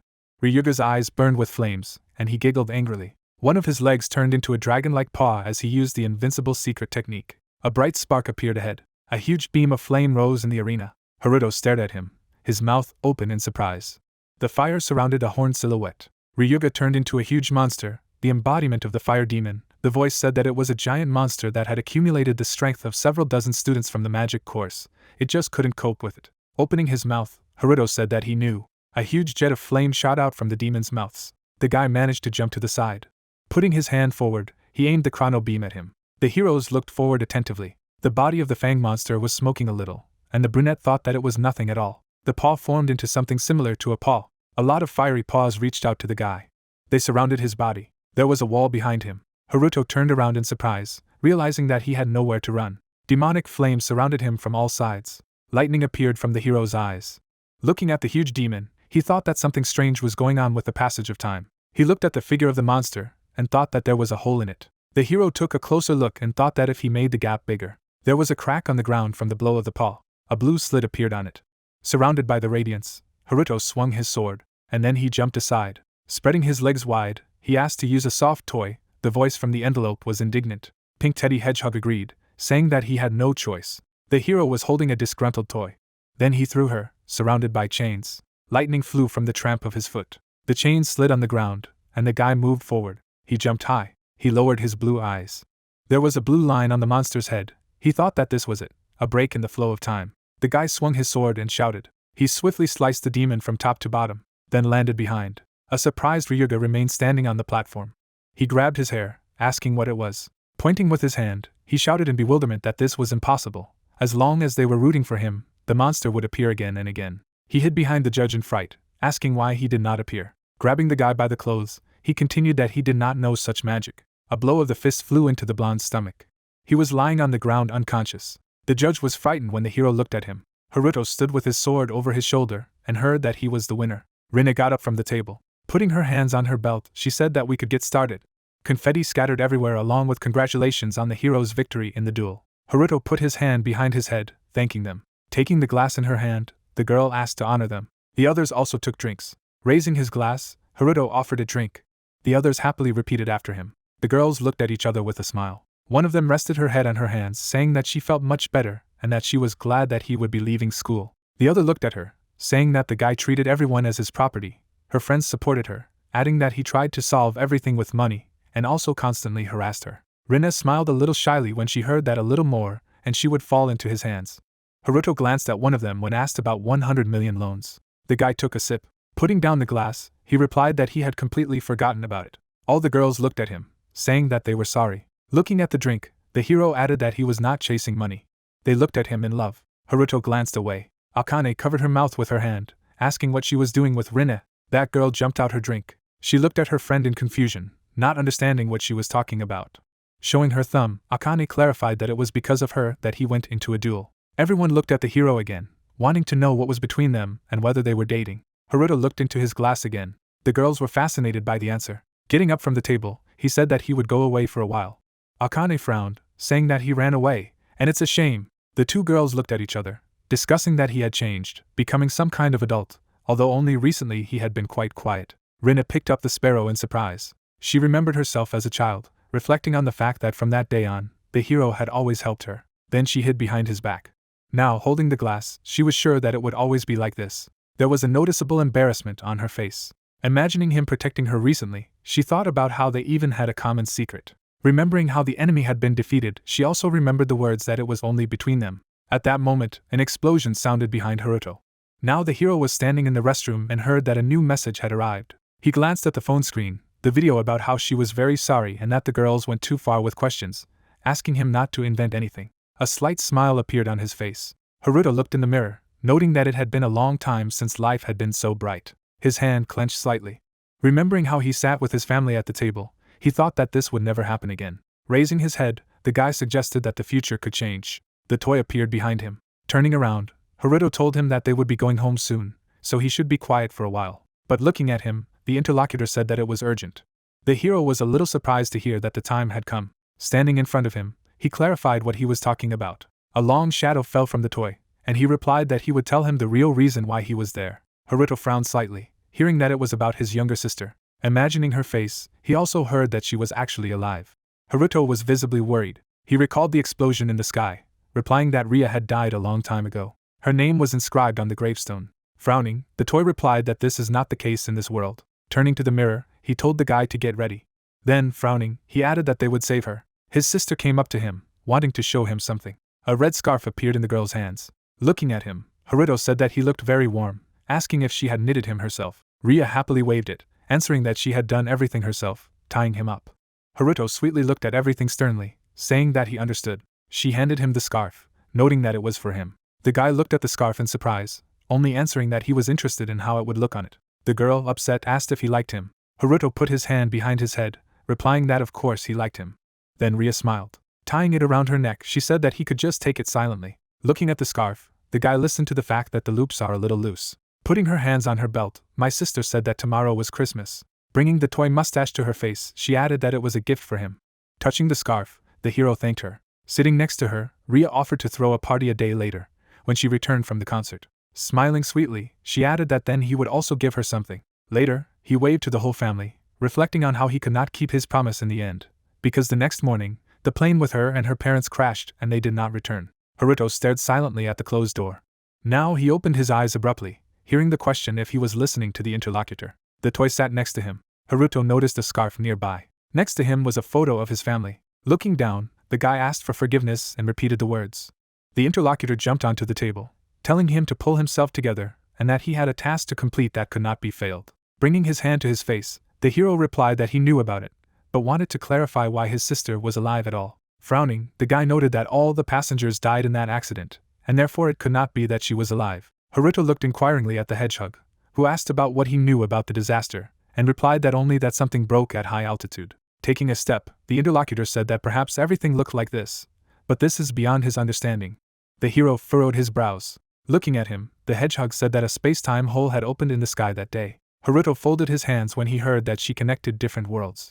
The toy presented bright lines in the sky, saying that even in the future, it is impossible to predict where it will appear. He then imagined the hole, saying that it had disrupted the gravitational field, and unfortunately, the plane was flying nearby, but the pilot lost control of it due to the gravitational field and crashed shortly after. Opening his mouth wide, the guy said that this could not be, and even if it was, all the passengers were still killed. Looking at him seriously, the hedgehog replied that the guy remembers that no one survived, but his sister's body was not found. Standing on the table, he added that, in other words, she had fallen into a space-time hole. Haruto visibly tensed. Imagining a bright light, the toy said that this road leads to the gap between the worlds, and time and space there do not obey the rules of this world. Ria in the photo was smiling when he talked about how many years had passed in this world. Less than a second had passed for her. Still frowning, the hedgehog said that when the space-time hole reopened, his sister would return to this world. The guy put his hand on his chest, and the interlocutor said that this is why he is here now. Looking at him, the hero heard that in the future he had found a point where the worlds intersected, but it was too late. The hedgehog spread his hands. Haruto opened his mouth in surprise when he heard that he had to save her. The hero frowned again. Getting up from the couch, he replied that he understood everything, and asked where this space-time hole would appear. Imagining the white clouds, he replied that it would be high above the Tokyo Tower, above the upper floor of the Sky Fortress dungeon. The bright sun shone on the tall tower. The two of them looked at her. Looking in the direction of the guy, the hedgehog said that he would never have thought that he had bought all these strange items in the adventure shop. Looking ahead, Haruto replied that it was all thanks to the huge amount of money he received for the crystal maze. The guy closed his eyes when he heard the words about this scarf, and that it was mid-July. After correcting him, he replied that he could not stand the cold. One toy just lowered her gaze. Seeing the floor on the tower, he said that the gate to the heavenly fortress was on the observation deck. Imagining the rift, he added that in 0400, it would open again at a height of 300 meters above the upper floor of the heavenly fortress. Haruto looked at the system window, heard that his sister would appear from there. Introducing Ria, the interlocutor noted that if he did not make it in time, it would fall and crash. The hero clenched his fist, answering that he knew about it. He clicked on the system window. His body was swirling in a bright glow. The hedgehog climbed on his shoulder, and he said that he would definitely save her. The TV tower was illuminated by the bright sun. Seeing the hero, two soldiers stopped him. The guy came closer to them when he heard that a gate to the dungeon had appeared on the observation deck, and only adventurers with a higher rank were allowed to enter. He had to leave them. Looking at the tower, he heard the question of what he would do now, and replied that since there was no time, they would shorten the way. There was a loud stamping. Haruto jumped up. Catching on one of the beams, he listened to the fact that he was starting to behave like his companion, and replied that it was beginning to annoy. He ended up on the ledge of the platform. The hero peeked through the window. Inside, he saw Kurigane. Looking at the man with a group of soldiers, he heard that he had only problems, asking his companion if he knew him. Seeing Kurigane giving orders, he replied that he was now the guild master, as well as stubborn and too serious. A squad of soldiers stood behind him. He also said that he would check the entire area in front of the gate, and wait for the situation to change. A bright light emanated from the gate. Haruto noted that they do not have time for this, and they need to go. A ball appeared in his hand. Hearing a loud sound, Kurigane asked about what it was. Glancing at one of the soldiers, he ordered to see what was happening. Looking at the window, he was sure that it had broken, but everything seemed to be fine.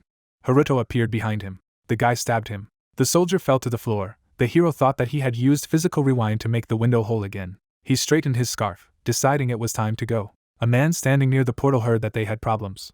The soldier put his hand to his head, saying that he had checked and there was someone here, as well as someone who was too strong. Frowning, Kurigane said that he would deal with him himself. Several soldiers followed him after hearing the order. One of them remained standing. He touched the glasses of his helmet.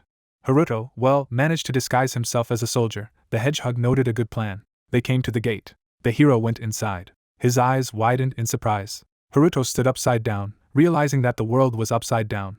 Seeing the gray walls in front of him, the hero heard that he needed to go down the steps in the heavenly fortress, which meant that he needed to climb up, to which he noted that although it was called a dungeon, it was in the sky. Hedgehog frowned, saying that the theme of the dungeon was occult. He would be attacked by zombies and ghosts. Closing his eyes, the hero noted that this was ironic. A weapon appeared in his hand, and he said that it would be hard for him as a swordsman in such an environment, to which the toy replied that he had already taken care of it, asking if he remembered the element they had inserted into his sword. He remembered the system message with the selection of an element for the alloy. Then he chose the zipper. They looked at the passage ahead. The companion noted that that was why he had come at that time, and now they had to go. Haruto rushed forward. Something caught his attention. The monster appeared in front of him. He raised his weapon to attack. Taking a strong step, the guy heard that during his companion, this dungeon disappeared almost immediately after it was discovered, so no one entered it. Haruto startled several more enemies upon hearing that the other person did have some information. Dust rose from under his feet, saying that the heavenly fortress consists of 100 floors. Enemies disintegrated behind his back when the hedgehog said that a strong boss, which could not be avoided, was guarding the 20th floor. Rushing forward, Haruto calculated that there were 5 bosses per floor. Looking at the phone screen, he saw that there were 20 hours left, and he couldn't waste time on petty battles. The hero looked ahead in shock. There were many monsters in front of him. There was no end to the zombie army. They opened their mouths wide and pumped. They pounced on him. The crowd of monsters continued to advance. A sound was heard among them. A bright flash scattered several. The beast's eye shone brightly. Cerberus stood behind Haruto, talking about how they didn't have time and needed to destroy everyone as quickly as possible. The zombies pounced on them. The claws of the beast left bright marks. Looking behind him, the guy noted that it was fast. Holding on to his shoulder, the hedgehog said that, as the name of the summoned beast implied, he was sacred, and his attacks were inherently holy. A crowd of zombies appeared in front of them, and they decided that they needed to move on. Later, there were many reports that they were moving to the floor higher and higher. A new message notified that they had moved to the 20th floor of the dungeon. Cerberus' claws slid across the floor. Haruto, who was sitting on it, asked what it was. The guy looked up. A red sphere appeared under the ceiling. The hero dismounted from the animal, heard about bosses appearing every 20 floors, and replied that he had to defeat them in order to make his way to the next floor. A carriage flew over his head and descended. The wheels touched the ground. Someone's foot touched the step. More steps followed the unknown. So the fallen nobleman appeared in front of him with his wife and son. The 3 bowed to him as he thought they were 3A rank undead bosses. Frowning, Haruto decided that it didn't matter, because if he couldn't even win, then how would he save his sister? Looking ahead, the hedgehog warned that they were attacking. The woman released lightning. The others rushed into battle. The guy told his companion to hide, to which he clarified that he wanted to use what he bought in the guild store. The toy jumped away when the hero replied that it was so. A magic circle appeared in front of his eye. He saw the son of a nobleman attacking. I also noticed a wave in front of the woman. The nobleman himself held a cane in his hand, and the hero thought that he saw the passage of time and how they were going to attack. Haruto pulled his hand aside. Several magical daggers flew towards the enemy, but the enemy smiled ominously as he waved, and the hero summoned a few more. The guy pushed off the ground. Rushing forward, he struck the woman, leaving a bright mark near her, and then threw a dagger at the nobleman. The weapon hit him in the chest. The hero dodged the attack with his cane. Another blow threw him back. Haruto braked with his hand. He slipped back a bit, deciding that he was now in a great position. His eyes lit up brightly. Putting his hand forward, Haruto noted that he was at the perfect distance from them and used an explosion.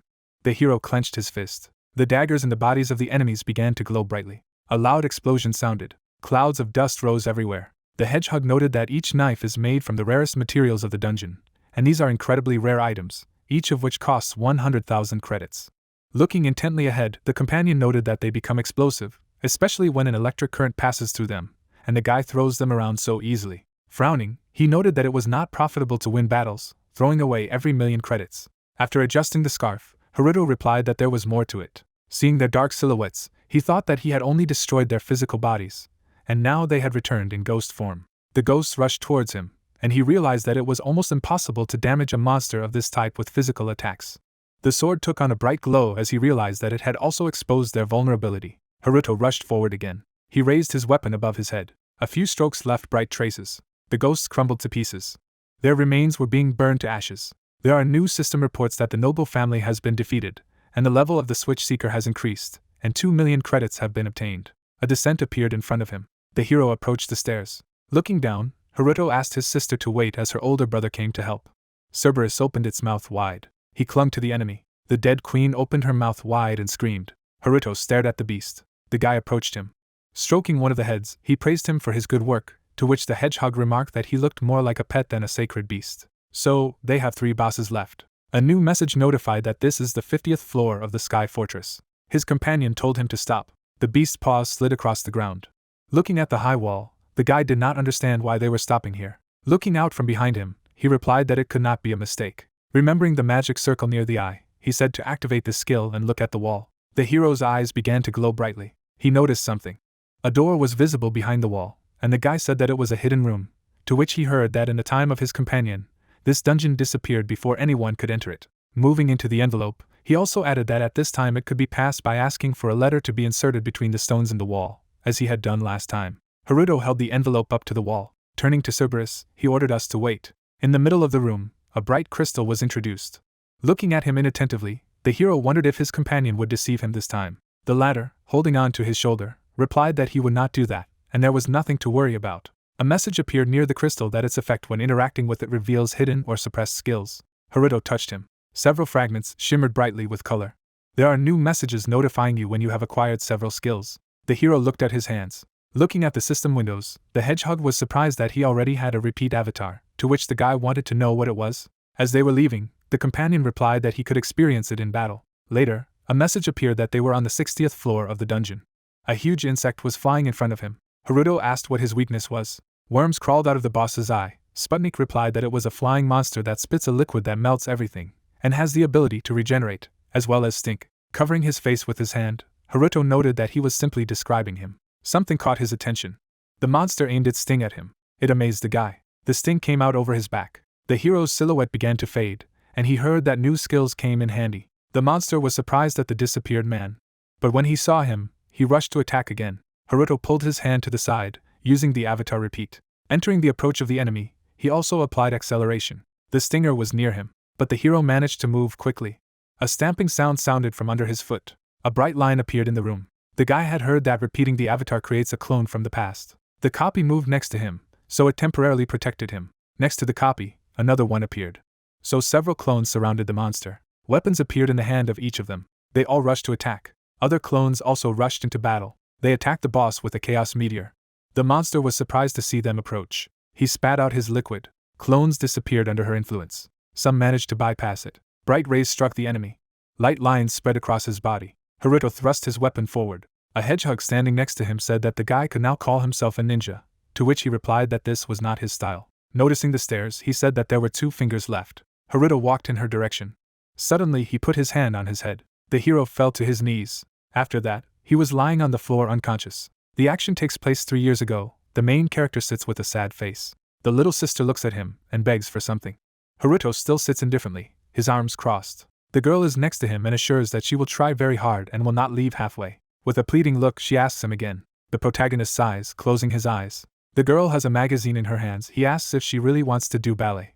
The joyful sister exclaims that she really wants to. The guy with a disgruntled face sighs, but agrees with her, saying that she needs to choose shoes that she likes and show him. She enthusiastically raises her hands and glows with happiness. The girl is looking at a magazine with clothes for the ballet with interest. The main character smiles sweetly, watching his dear sister.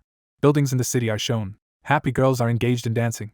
A smiling sister in a workout uniform raises her hand and thanks her for waiting, stating that she is now ready. Her friends have surrounded her and are very happy that she has joined them. Rhea turns around with a sweet smile. He sees someone and waves his small hand with an enthusiastic look. It turns out that Haruto is standing in the doorway and greeting his sister. Her friends laugh mischievously. Noticing that she is probably deifying her brother, she is furious and asks to stop saying this. The main character watches the training of the girls. Rhea diligently teaches ballroom movements. The girl and other students repeat after their teacher. She stands right on her tiptoe. A happy Rhea looks back at her brother as she performs these moves. A satisfied older brother watches her, realizing that she likes it very much. At the end of the training, she says goodbye to her friends. The protagonist sees her off.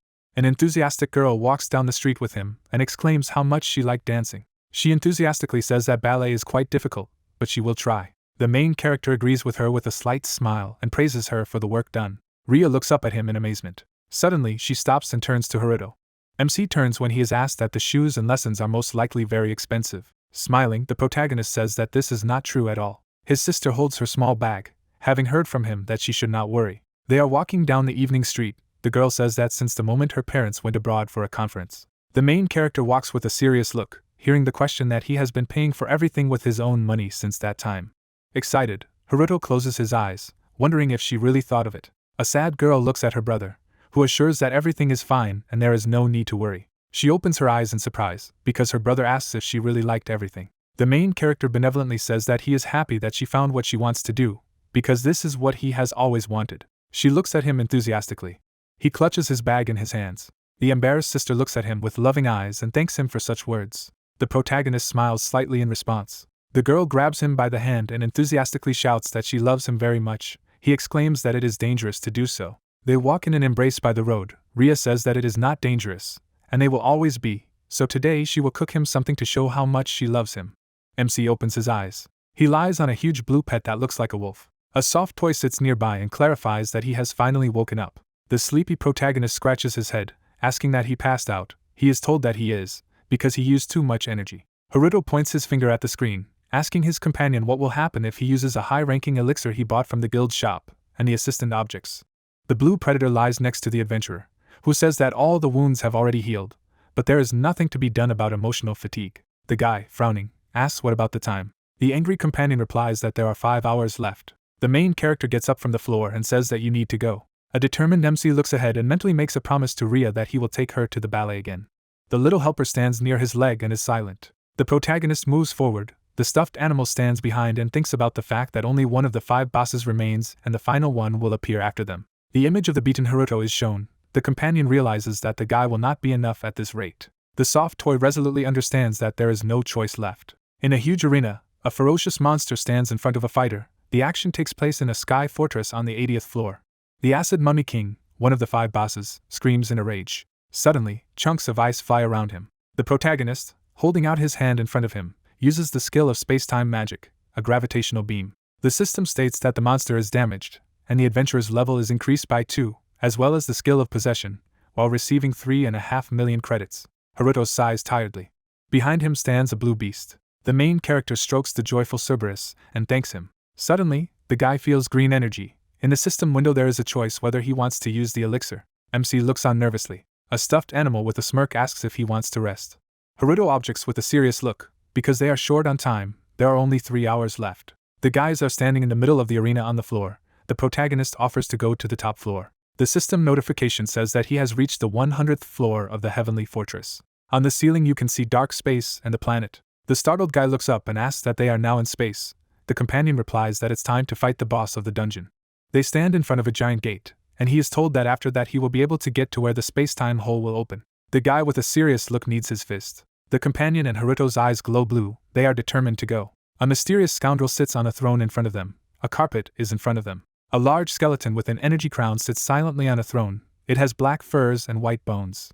He wears a gold bracelet on his arm and a real crown. The system states that he is the main boss god of the underworld, the Soul Ripper. The skeleton's eyes light up with red fire. The protagonist and his assistant see this in displeasure. A fighter stands in front of a giant monster, a stuffed toy claiming that this mutant is not even in the archives of his world. The hand of the Soul Ripper is on the throne. He asks if a man really came to him, and even completely alone. The wary guys hear this. The main character asks if they really have a highly intelligent creature capable of perceiving speech. The main boss of the floor radiates dark energy, arrogantly says that for one of the low human race, whose representatives can only huddle in packs and fight enemies, it is quite commendable to come here alone. He reaches out with his bony hand to the weapon, which emits purple smoke. The main character in response to this reaches for his blade. Opponents appear before each other. The sinister monster angrily declares that he is the god of the underworld, then offers to start, adding that the protagonist should rejoice, because he uses the deadliest weapons. Frowning, the soft toy declares that this weapon is in the archives. A sacred side commanding curses is shown. The companion explains that it is used by high-ranking illusion mages. The alloy causes psychic distortions and applies a debuff, so it is very dangerous. Haruto, without changing his expression, claims that he doesn't care at all. His eyes light up blue, exclaiming that he will now defeat the enemy. A purple core shines in the skeleton's chest. The main character notices that this is the weak point. The protagonist's legs begin to radiate mana. Standing in front of the monster, it absorbs energy, starting to use the third level of acceleration. Haruto, holding the hilt of the blade, goes on the attack with lightning speed. The main boss follows him and notes his speed. The fighter approaches the opponent by swinging his sword. Suddenly, the guy sees the tip of a scythe in front of him. The skeleton hits the ground, the stones scatter to the sides. The protagonist deftly jumped, thereby dodging such an attack. The ferocious protagonist flies down, about to strike again. The monster's weak point shines brighter and brighter. The point of the sword tends straight to the skeleton. The monster deftly repels his attack with his scythe. A small explosion occurs. Haruto sees the main boss emit purple energy. A skeleton with a crown attacks him in a rage. MC stands on the ground and sees the scythe approaching. Suddenly, the main character went into another state. A scythe passed through him. The boss, frowning his red eyes, remarks that this is simply a fake. Suddenly, the main character is right behind him. He extends his hand using the stop chain skill. The energy chains instantly bind the king. The protagonist swings his mighty sword. The chains restrain the skeleton, but the system window says that a curse of this type will not work on a god. Suddenly, the chains shatter into pieces. Haruto is shocked to see this. The pieces of chains turned red. The ferocious main boss sees the opponent. The protagonist is horrified to notice the approach of an enemy attack. He dodges skillfully, lowering his body lower. Grasps the floor with the palm of his hand. In an instant, he bounces off an approaching enemy. The tired fighter looks at the king, who claims that he was able to dodge the sacred scythe twice, so apparently he is very confident. The arrogant king claims that after all, he is just an inferior form of life that has to grovel instead of flying. The giant skeleton is much taller than the guy. He asks if he should cut off his legs. The monster's eyes sparkle red even brighter. It uses the cursed dimension. Suddenly, the discouraged protagonist feels the effect of this attack. The guy is upside down. Haruto sees an upside-down skeleton. The bewildered protagonist asks if he is upside down again. The skeleton grins ominously, red flames bursting out of its eyes. Suddenly, the floor begins to crumble into pieces. The main character notices this. He falls into this hole, realizing that things are bad. The protagonist flies on, realizing that it was not easy for him to climb to the 100th floor, and now he falls. The Soul Ripper swings his sacred scythe, claiming that he will no longer be able to move so easily. Gritting his teeth, the guy gets nervous. The evil king strikes with a scythe. An energy blade appears in the hand of the main character. He mentally calms himself, realizing that he just needs to try. He points his blade at the enemy and shouts for an explosion. A powerful flow of blue energy resists the attack of the scythe. The main character hits his back right against the wall. Gritting his teeth, the protagonist notices that there is a wall there. He stabs his sword hard into the wall. The guy rises, holding on to the handle. A skeleton with a scythe sees MC go down. Haruto looks around excitedly. The main character is hovering in place, holding on to the blade. He realizes that this whole thing with the fall is just the magic of illusion. In a flashback, the Soul Ripper used the skill. The guy realizes that he has fallen into a trap, while thinking about how to undo the curse. His gaze is alert and directed forward. The sinister king spews violet energy and thereby turns into a powerful attack. It opens its mouth, from which smoke comes out.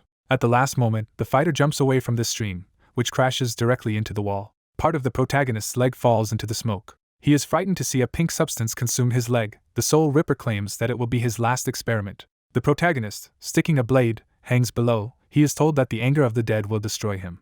A pink aura spreads through the body. The monster wonders what will kill it first. The cursed side shines purple. The scoundrel wonders if it will be hatred of his own kind. The king looks ahead ominously, assuming that perhaps this scythe will kill him. Pink mana approaches the protagonist's head. He hangs on the blade, realizing that he needs to get out of here urgently, but it is not clear how to do it.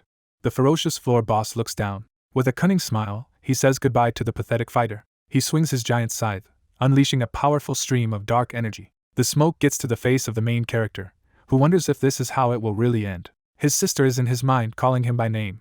Closing his eyes, the protagonist desperately talks about Rhea. A powerful opponent attacks confidently. Suddenly, he is stopped by level 78 energy chains. Haruto opens his eyes in shock and does not believe what is happening. He looks around in surprise. There is a soft toy in front of him. The guy exclaims that this is his assistant. Frowning, the companion declares that this is his last chance. Suddenly, the toy begins to emit a bright stream of light. The companion's body is electrified, but his gaze is serious. The protagonist shields himself with his hand from such a bright flash. In the blinding light, you can see the guy's eye. A warrior dressed in a cloak appears in front of Haruto. He takes off his hood. As an adult, Haruto claims that it won't be very good if he dies because of him. The protagonist is shocked to see this. His older version at this time uses absolute rewind. Everything around has turned gray. The fighter wonders if time has really turned back. Suddenly, he finds himself in the middle of a void in which stones are flying. Suddenly, the blade returns from the wall. A giant crack in the floor is reassembled. The destroyed stones fly back to their previous position, just like the protagonist. The crack is gradually being repaired. The pieces fall back into place. The fighter again finds himself in front of the floor boss. They look at each other in complete shock. The Soul Ripper looks at him and asks how he cancelled the curse cast by the god. A warrior in a cloak and boots stands next to him. The older version of the protagonist states that he hasn't looked like this for a long time. The skeleton looks at them in a rage and wonders if they really think that the number will change anything. The Soul Ripper unleashes a massive flood of dark energy and anger as he screams for his best experiment to appear before them. Human hands reach out from the clouds of energy. Identical dolls come out of there with a grin. The skeleton, raising his arms up, forms a powerful vortex of energy, at the same time announcing that the god of the underworld will hand them over to the sacred judgment, while the fighter asks that the boss can create monsters of A+ rank. Standing towards the young version of Haruto, the warrior calls him to stand up. The adult protagonist calmly claims that he will deal with the change, and he is wearing a Soul Ripper. The agitated protagonist tries to say something. A crowd of evil dolls have gathered near the giant skeleton, MC explaining that he has the rank of god and is incredibly strong. The adult version of the protagonist calmly declares that there is no need to worry, because the guy has learned to control the magic of space and time, so he has a chance to win. The confident fighter claims that after all, the main character is him. Leaning on his sword, he gets up from the floor. The main character stands next to his adult version, declaring that he understands everything. The man puts his hand on his shoulder and urges him to listen to the plan. They whisper softly as they stand in front of the strongest Soul Ripper. The skeleton's arm moves forward. Thousands of sinister dolls with small scythes fly forward. The king demands that they be destroyed immediately. Small monsters fly to attack, but suddenly they see a strong flash. The young protagonist runs swiftly forward. At this time, his older version rushes to the attack with lightning speed. Ferocious dolls see a goal in front of them. An older version of Haruto puts out his hand in front of him, about to do something. There are dozens of small monsters in front of him. He uses the gravity territory skill. The eyes of the villains are filled with hatred. Energy spheres are formed near the fighter. At this time he calls them loudly. He throws up his hands and shouts that he is their rival, so they should swoop in. Haruto is running with his blade in his hand. Small flying dolls chase him. The protagonist rushes on, while behind them, the older version makes an explosion. An assistant from the future puts his hand in front of him, using the acceleration field, and shouts that the guy almost succeeded. The main character steps on the floor. Energy traces are visible from his foot. The Soul Ripper sees the fighter approaching him. He declares that they are just nasty humans. Lightning bursts out of the eyes of the main character. They wish him death. Suddenly, dozens of red rays pierce the space, the floor boss using the cursed dimension. The guy feels the effect of this skill, shouting that he has already seen this technique. Soul Ripper is shocked to see Haruto smash his barrier and approach his head. MC flies to attack in anger. The skeleton emits pink smoke from its mouth, screaming that they are pathetic insects. The protagonist carefully assesses the situation and realizes that there is no point in attacking from behind. You need to take a shortcut. Their powerful attacks meet. Haruto thinks that his weak point is an open seam on the matter of time in the heart area. Powerful rays of blue and pink meet in front of their faces. The protagonist, frowning, dodges a chaos meteor flying right next to him. The ferocious skeleton growls as it notices. The villain unleashes dark energy again, shouting that a pathetic person should not get carried away. Red streams of mana fly at the protagonist. This skill is called the Edge of Damnation. Haruto feels 3 powerful blows directly to the chest. Blood spills out of the main character's mouth. He begins to cough in pain. The Soul Ripper stands in front of him and sees the protagonist split into 2 using avatar reproduction. The avatar falls to the floor covered in blood. The main character realizes that he cannot distribute and reduce damage. Suddenly, MC appears in front of the main boss. He is full of rage. Lightning bursts out of his eyes, screaming very loudly. Delivers a powerful blow directly to the heart of the skeleton. The monster opens its bony mouth and screams in pain. Suddenly, with a sinister grin, he looks at the main character. The protagonist is discouraged by this reaction to his attack. There is an ordinary hole inside the skeleton. The guy realizes that he actually does not have a heart. Horrified, he sees his opponent counterattack, leaving a cut on his body. The adult version of the protagonist sees this and shouts out the name in shock. The protagonist is cut in half. The Soul Ripper laughs and asks if he really thought that his weak point was in the heart area. The ferocious boss looks at the defeated MC and claims that one of the hallmarks of the god of the underworld is a fake weak point, which is a trick for stupid humans. The body of the main character lies on the floor. The sinister boss of the floor laughs haughtily. He holds out his bony hand as he stands next to the little henchman, calling for an adult Haruto to come over, as he is the only one left. The fighter stands next to the killed guy and exclaims that this is impossible, at the same time trying to understand what his weakness is in this case. The mighty king calmly asserts that gods have no weaknesses. If anything can compare to weakness, it is the very concept of his existence. He sends his little monsters on the attack, shouting that he doesn't need a man's pleas, so let him die. The adult version of the protagonist closes his eyes, stating that they now know everything. Behind the Soul Ripper, the protagonist appears, who says that he understands everything. Haruto calmly remains silent as the skeleton screams that this is simply impossible. Holding a sword, the guy explains to his opponent that the one he killed earlier was an ordinary clone. The slash soldier disappears. Memories are seen with an avatar split. The protagonist says that when he cut it, he created a clone using playback. The guy with blue eyes rushed to attack. MC was lying in blood, while the main character in the present tense explains that it was the real one. The fighter stands on the skeleton's neck and sword. Holding a sword to its head, it shouts that even so, he should have died after a direct blow from the sacred scythe. Haruto replies with a serious expression that the wound was definitely fatal, but before that, a rewind spell was cast on him. Earlier, the adult version of the protagonist put a hand on his shoulder. He explains that before his death, his time was rewound. They whisper that it is a very difficult skill and cannot be used twice on the same target. Haruto then says that apparently they succeeded the first time. The ferocious Soul Ripper clenches his teeth and cries out in anger. Dozens of chains bind him. The soldier stood opposite. The frightened king looks at him, being asked that they will move on to climax. Holding the monster in one position, the adult version of the protagonist asks what he said, saying that the weak point is the crown, so along with his stupid head. Two versions of Haruto confidently claim that they will absolutely destroy it. Suddenly, a yellow light illuminates the boy's face. A joyful Rhea thanks her brother for everything he has done, while saying that she loves him very much. The protagonist's eyes sparkle even more than before. The main character deftly cuts off the head of the Soul Ripper, using the power of his older brother. A bright flash occurs. In anger, Haruto shreds the skull into dozens of small pieces. All of them fly apart. A monster with a severed head falls to the floor. Small summoned dolls also disappear. A tired guy walks through the arena. Smoke dissipates around. Several system windows transmit messages that the god of hell has been defeated. 124,000 experience and 35.5 million credits have been obtained. The protagonist angrily closes his eyes, a blinding light behind him. He claims that the extermination is complete. An energy ladder appears in front of the guys. The adult version invites him to go, because it's time to go to the top floor. Haruto follows him with a serious look. The guy looks at his older version. They are both silent. The excited protagonist looks at his back and asks what exactly he will look like when he grows up. He replies that he is about to hit him. MC sighs and shrugs his shoulders, stating that it would have been easier if he had helped him from the beginning. The adult version climbs the steps, explaining that this is an exceptional case, because it is not as easy as it may seem at first glance. The older protagonist goes ahead and demands to stop talking, because the space-time gap will soon appear. A man in black and gold gloves needs his fists. He escorts the protagonist, who is walking behind, while urging him to hurry. They come out to the light clouds in the blue sky. The system says that they are in the Sky Fortress on the top floor. The adult protagonist makes a face, stating that there is danger there. In the sky opposite them, a vortex of energy appears, accompanied by strange cracks. A small sparkling hole is formed there. Inside it, the protagonist's younger sister is seen floating in a dark space, Haruto exclaiming her name. The girl with her eyes closed does not respond to his call. The adult version of Haruto with a serious face declares that the breakup will be connected to this world for another 9 minutes, so you cannot rush too much. Suddenly, he takes off and moves on. The guy at this time is perplexed. The soldier turns around and remembers. In front of the main character, energy steps appear leading up. The man used the acceleration field. Haruto jumps on them, following his partner. They approach a dimensional hole in which their sister is hanging unconscious. Rhea does not react to her name with her eyes closed. But suddenly he slightly opens his eyes. She sees her older brother worried in front of her.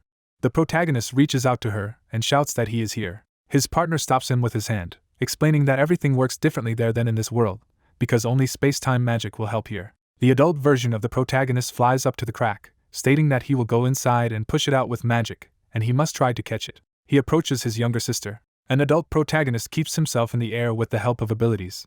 He points his hand at Rhea and begins to release energy rings. The guy is standing on the other side of the spatial crack. He holds out his hand and exclaims that it must be moved to him. Rhea calls for her brother with a sad look. The main character, frowning, does not understand what is happening. Suddenly, a hole in space begins to emit a bright light, and a strange sound is heard. The protagonist asks in shock what is going on. The adult version of Haruto replies worriedly that for some reason, the crack closes too soon. The hole in the air gradually closes. The protagonist understands that this cannot happen. The younger sister is also hanging in space. The crack is rapidly closing. At this time, the grown-up protagonist is desperately trying to avoid this. He releases streams of energy, explaining to MC that he will hold back the rift using his power, and he needs to draw it out. The guy angrily replies that he understands everything. The protagonist gets into a fighting stance and begins to conjure. Blue energy rings appear around his hands. They act in concert in order to save their sister. The adult version of the protagonist nervously explains that if the gap closes on her, she will be torn apart, and if she does something wrong, she will break. The protagonist, gritting his teeth, replies that he understands everything. Ria suddenly falls down. The main character reaches for her with his hand. They shout to him that he needs to be caught. Haruto grabs her arm. She lands in his arms and exclaims with joy. MC sees his partner in the spatial crack and shouts that he is next. Let him jump back. The adult version of Haruto stares at him silently. The worried guy asks what it is, stating that he needs to hurry. The man with a slight grin claims that their paths diverge here. The amazed hero asks again. Putting his hand on his heart, the protagonist from the future claims that he has reached his limit and can no longer exist in this form. All the Chronos factor he stored inside his body was spent on holding the gap. The fighter stands in the middle of a crack in the sky, saying that he does not have the strength to return to them. The main character, in turn, objects, shouting that this simply cannot happen. Frightened, Haruto hears him calling his name. The man with a slight smile explains that he did not behave very well, because he complains a lot and makes mistakes. MC is hugging Ria, a guest from the future who says he's the kind of person who gets emotional and starts doing stupid things as soon as they get it. Streams of powerful energy plow the space. He says that he does not regret at all that he fought together with such a sincere and kind person. The adult version looks at them through the dimensional hole and says that this gap will never open again, so they need to say goodbye. The desperate protagonist stretches out his hand and shouts for him to stop, because this is impossible. The grown-up protagonist sadly claims that he trusts him with his dreams. With a smirk, he asks the guy to save this world instead of him. Haruto opened his mouth in shock at what he heard. Then he resolutely purses his lips. He puts his hand on his heart and confidently states that the fighter can leave it to him. The adult version happily says that he remembered what was said. Ria watches their conversation in amazement. The crack heals. The adult version says that she is now safe and he is happy that the lady is fine. The sad girl looks at him and asks if he is really her brother too. Haruto from the future opens his eyes wide. In his memories, his beloved little sister is having fun. The energy absorbs the joyful fighter, who smiles and tells her to welcome home. Behind the crack you can see how his image is incinerating. The gap in space closed completely. The main character holds his hand on his heart and sighs. The guy bursts into bitter tears. They stand in the middle of a long arena, surrounded only by the sky. He realizes that at the same moment he lost and found a dear person. The events take place on the same day after completing the Sky Fortress dungeon. The building of the Adventurers Academy is visible. The main character goes inside. Someone exclaims that he has finally come. Enthusiastic girls surrounded him, declaring that they had been waiting for him very much. Puzzled, the protagonist looks at them and sees the third-year girls. A short-haired student with a slight smile claims that they would like to thank him on behalf of the entire association. Joyful ladies smile, saying words of gratitude in unison. A disgruntled student declares that she is very glad that that pervert was beaten. Another adds that now no one will cry into the pillow. She happily points her hand at the main character and exclaims that he saved them, while not understanding who gave him the nickname of the plague god in the first place. The worried guy brushes it off and asks to calm down, because he just wants to live in peace. A girl in a white robe approaches them. The protagonist sees her and recognizes her. Yuzuki walks towards them with a confident gait. She immediately bows, declaring that she would like to apologize for the incident with the president. The embarrassed guy says that you shouldn't do this, because she is not to blame for anything. Yuzuki does not stop bowing, while claiming that she cannot pretend that nothing happened, because she herself will soon become the president of the council. The bespectacled student looks up, asking if he wants to work for the good of the school. She adjusts her glasses with a smile, explaining that she is recruiting a new student council and would like MC to become a warlock leader. Everyone around is dumbfounded by this news. The main character scratches his head and says that he does not want to participate in this. Yuzuki grabs his palm with both hands. She desperately asks him to join, assuring him that she will do anything to do so. Rena opens her mouth in shock as she watches this picture. Outraged, the girl tries to understand what has come over Yuzuki. A friend pulls a bespectacled girl and says that the lesson will begin soon. In a commanding tone, she claims that they will continue the conversation during lunch and that he should not go anywhere, since this is an order from the president of the council. Closing his eyes, the protagonist scratches his head. The blue sky illuminates the sunny courtyard. Haruto sits on a bench and points his finger at the system window. It lists his stats. Level 98, a swordsman class with space-time skills. He remarks that this is amazing. In the window it is written several acquired skills. He says that apparently he will not lose to anyone now. In his memories, scenes of boss battles arise. His gaze is wary. The system states that the total amount of loans is 43.5 million credits. There is a bright daytime sky above him. The main character realizes that an ordinary schoolboy should not have such an amount. He holds up a sandwich and thinks about how it sounds. Yuzuki interrupts his piece by shouting where he has gone. The girl looks around the courtyard with the students and realizes that he is not here. An angry student stands with her friends and says that she warned her not to go anywhere. Another offers to watch it in the gym. Haruto is enjoying a sandwich at this time. He gets up and is surprised at something. The guy jumps down and realizes that he needs to come up with some kind of plan in case everything continues like this. Haruto turns around, agreeing with this, then asks if there are any ideas. On the bench you can see the image of a sitting companion, but in its place it is empty. The protagonist looks back at the passing plane, realizing that it is no longer there. A residential building in the city is shown. Haruto climbs the steps. In his hands is a white package. The guy presses the numbers on the combination lock of the door. He hears with a serious look that he has come late. The little sister indignantly declares that in fact she has been waiting for him for a long time. Her expression has changed to joyful. She greets her beloved brother. The main character stands silently. He says with a big smile that her older brother has finally come home. Delicious dishes are on the table. Rhea solemnly presents dinner to her brother.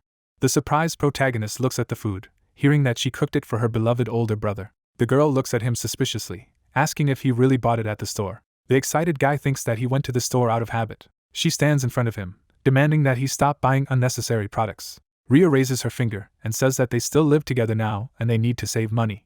Haruto listens to her silently. His serious look is replaced by a heartfelt smile. He agrees with her. The protagonist listens to her attentively after she addresses him. My sister smiles. She enthusiastically tells her brother to welcome home.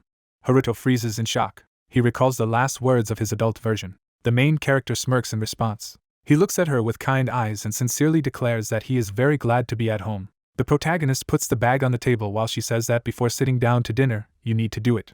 The children stand in front of the frame with family photos. They turn to mom and dad. In this picture, they are very happy. The children thank their parents for raising them, while asking to continue to watch them. Clasping their hands together, they pray. The protagonist looks at his sister. Rhea notices something in surprise. A red scarf lies near the frame. She remembers that she once gave it to her. Memories from the battle arise. The girl wonders that he was with him all this time. His sister hugged him then. Haruto says it was. The smiling girl notices that it is actually June. He embarrassedly replies that he is always freezing. They sit down at the table and get ready to eat. Rhea wishes him bon appetit. Happy brother and sister put their palms together. She reminds that she has prepared this for her beloved brother, who thanks her. Haruto tastes food. Rhea is amazed to watch how he eats. While clarifying whether he liked it, the main character replies that it is very tasty and it is just wonderful. Brother and sister are sitting at the table. The girl clarifies whether she really returned. The protagonist states that he has submitted all the necessary documents. MC eats the greens, stating that he said that his sister was alive. She happily thanks him. A slightly dissatisfied Rhea says that she has lost 2 years, so now she will have to try hard. My brother eats with pleasure, noting that he will also need to make up for it at dance school. Closing his eyes, the guy enjoys the food. The girl asks if there will be any problems with money. He replies that there is no need to worry about this. The system window shows a credit balance of 43 million. The protagonist claims that she now never needs to worry about it. She will be able to go to the dance academy even when she becomes a grandmother. She giggles, not understanding what it even means. The sister turns around in amazement. A soft toy lies nearby. She asks that all this is also thanks to him from the future. They are holding a plush toy. The guy agrees with his sister and says that they should be grateful for it. In a flashback, the dying protagonist from the future said that he trusted him with his dreams and wanted Haruto to save the world for him. The protagonist is holding a toy, not understanding how to save the world now. The girl reaches into her pocket, stating that she remembered that it was when her brother saved her. Next to her lies a magic cube emitting a bright light. Rhea asks if he knows what it is. Shocked, MC looks at him and exclaims that it's a message cube. Suddenly, the artifact begins to emit brighter energy. A deadpan companion in the form of a plush toy flies out of it. Haruto is stunned by this development. But it turned out to be a hologram. The toy conveys a message that if they watch it, then it is no longer there. With a slight grin, the companion expresses confidence that the protagonist probably does not know what to do and is thinking about how to save the world without him. The main character listens to him in surprise. The assistant's hologram states that as an incomparable magician, he has prepared for such an outcome. The brilliant companion smiles, asking if he is really cool, because now he can be praised. The guys silently listen to the message. Haruto notices that he is even behaving like this there. The shocked guy hears that the assistant will send a letter from the future of the second version to his storage. The guy asks again. The toy smiles confidently, explaining that everything he needs will be there. The main character listens attentively, then he is asked if the savior understood everything. The cube glows even brighter than usual. The system window says that the letter from the future of the second version has been sent to the adventurer's Haruto vault. He is shocked to see this notification in front of him. A hologram with a companion declares that the guy should not relax, just because he is not around. The eyes of the main character reflect his smiling partner. Haruto smirks. The amazed girl looks at him and asks if he is really now called a savior. She glows with happiness, exclaiming that this is very cool. The embarrassed guy scratches his head and replies that it's nothing. The High General Staff of the Adventurers Guild is introduced. 2 heroes are at a round table on the top floor. A meeting of the wise men takes place. Kurigane's branch director grumpily suggests moving on to the next topic. A giant dragon is seen on the screen. It says about the elimination of the Dragon of Chaos at the station. High towers are shown. the director talks about unauthorized use of equipment without the necessary rank of A or higher in the branch. A fighter is standing in front of a window, talking about an illegal raid on a celestial fortress in the capital just a few days ago. Kurigane frowns and claims that there is a very high probability that all 3 violations were committed by the same person, so they urgently need to find out the identity of the perpetrator. On the wall is the number 5, corresponding to the 5th Sage Tantalum, stating that the Sky Fortress has never been explored, but the dungeon appears to have a rank of S. Against the background of the number 2, corresponding to the 2nd Sage Platinum, there is a question of whether the intruder has completed the entire dungeon alone. The 6th Sage, the noble magical swordsman Muramea, pondered, asks that this is probably impossible. The number 3 is shown, which corresponds to the 3rd Sage Oz. Omni Elemental, the 1st Sage named Ku, states that perhaps this can be seen as a challenge to the guild. A 4th Sage named Siren laughs as he wonders what dark power he wields. The 7th Tellurium speaks of the purpose of the observation. The director angrily claims that he hopes everyone in the audience understands the importance of the situation. Frowning, he angrily states that once they find the unknown adventurer, they will make him one of the executive directors of the guild. With a slight grin, he continues to say that he will become a fighter of the upcoming war between the worlds. The 6th Sage sits in place with his arms crossed, Kurigane announcing that the meeting is over. The events take place the next day, in a tall building in the middle of a busy city. A little girl holds a balloon and walks hand in hand with her mother. The lady is inclined to the flowers on the counter. Noticing how beautiful they are, she is told that now they have a promotion, a 30% discount. A little daughter is watching a butterfly fly by in amazement. A flying creature is reflected in her eyes. While her mother is buying flowers, the girl runs out onto the road. A truck pops up in front of her, rushing at full speed. The driver is horrified to see what can happen now. The mother turns to her daughter. She opens her mouth in shock. The daughter walks along the road further. Her mother shouts for her to be careful. The child turns around and sees a speeding truck in front of him. Fear is in her eyes. Mom is sitting on the road in front of a pool of blood. She has covered her face and is holding back her crying. Suddenly, a blue spatial silhouette of the protagonist appears, holding a child in his arms. Mom looks up at him through tears. Haruto holds a frightened girl and looks at her mom. The girl runs up to them and exclaims the name of her daughter. The amazed girl sits in his arms absolutely silent. They ask her if she is scared. The protagonist with a caring smile asks not to worry, because now she is safe. She gets up on the road and thanks her savior. The mother hugs her daughter tightly and exclaims that thank God she is fine. Haruto watches it, thinking it worked out. In his memories, the guy was walking along the road and drinking soda. He realizes that when he noticed the girl, he assumed that he would not have time after all. The protagonist turned when the truck was about to catch up with the child. Chains bound the speeding machine. He deftly took the girl and now realizes that he did it thanks to the magic of space and time. With a slight smile, he recalls that then only a balloon and a drink were damaged, which spilled on the road. But compared to human life, this is nothing.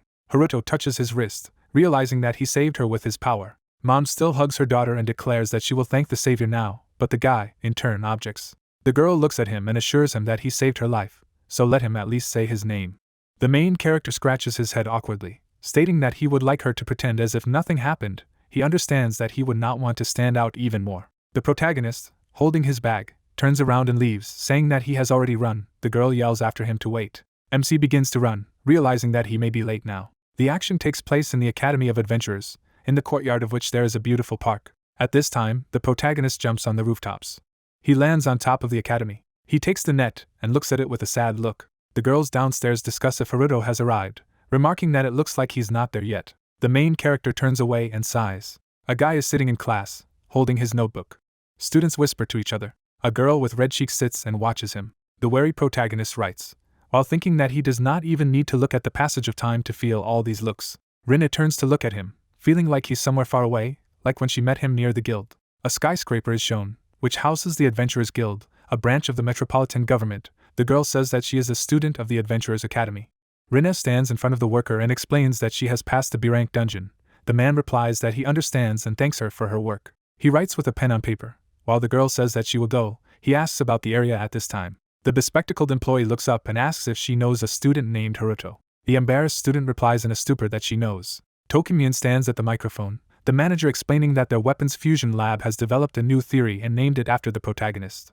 The man sits across from Rena and reveals that when he asked for the name, he said that a student from her academy gave him a hint, which sounds quite strange. The girl silently averts her gaze. The main character is sitting in class. His girlfriend mentally wonders how he is. The teacher stands in front of the students, announcing that everything is for today and adds about the exchange student who will arrive next week. A resting place with benches is shown. The action takes place at lunchtime. Haruto sits quietly and looks at the envelope.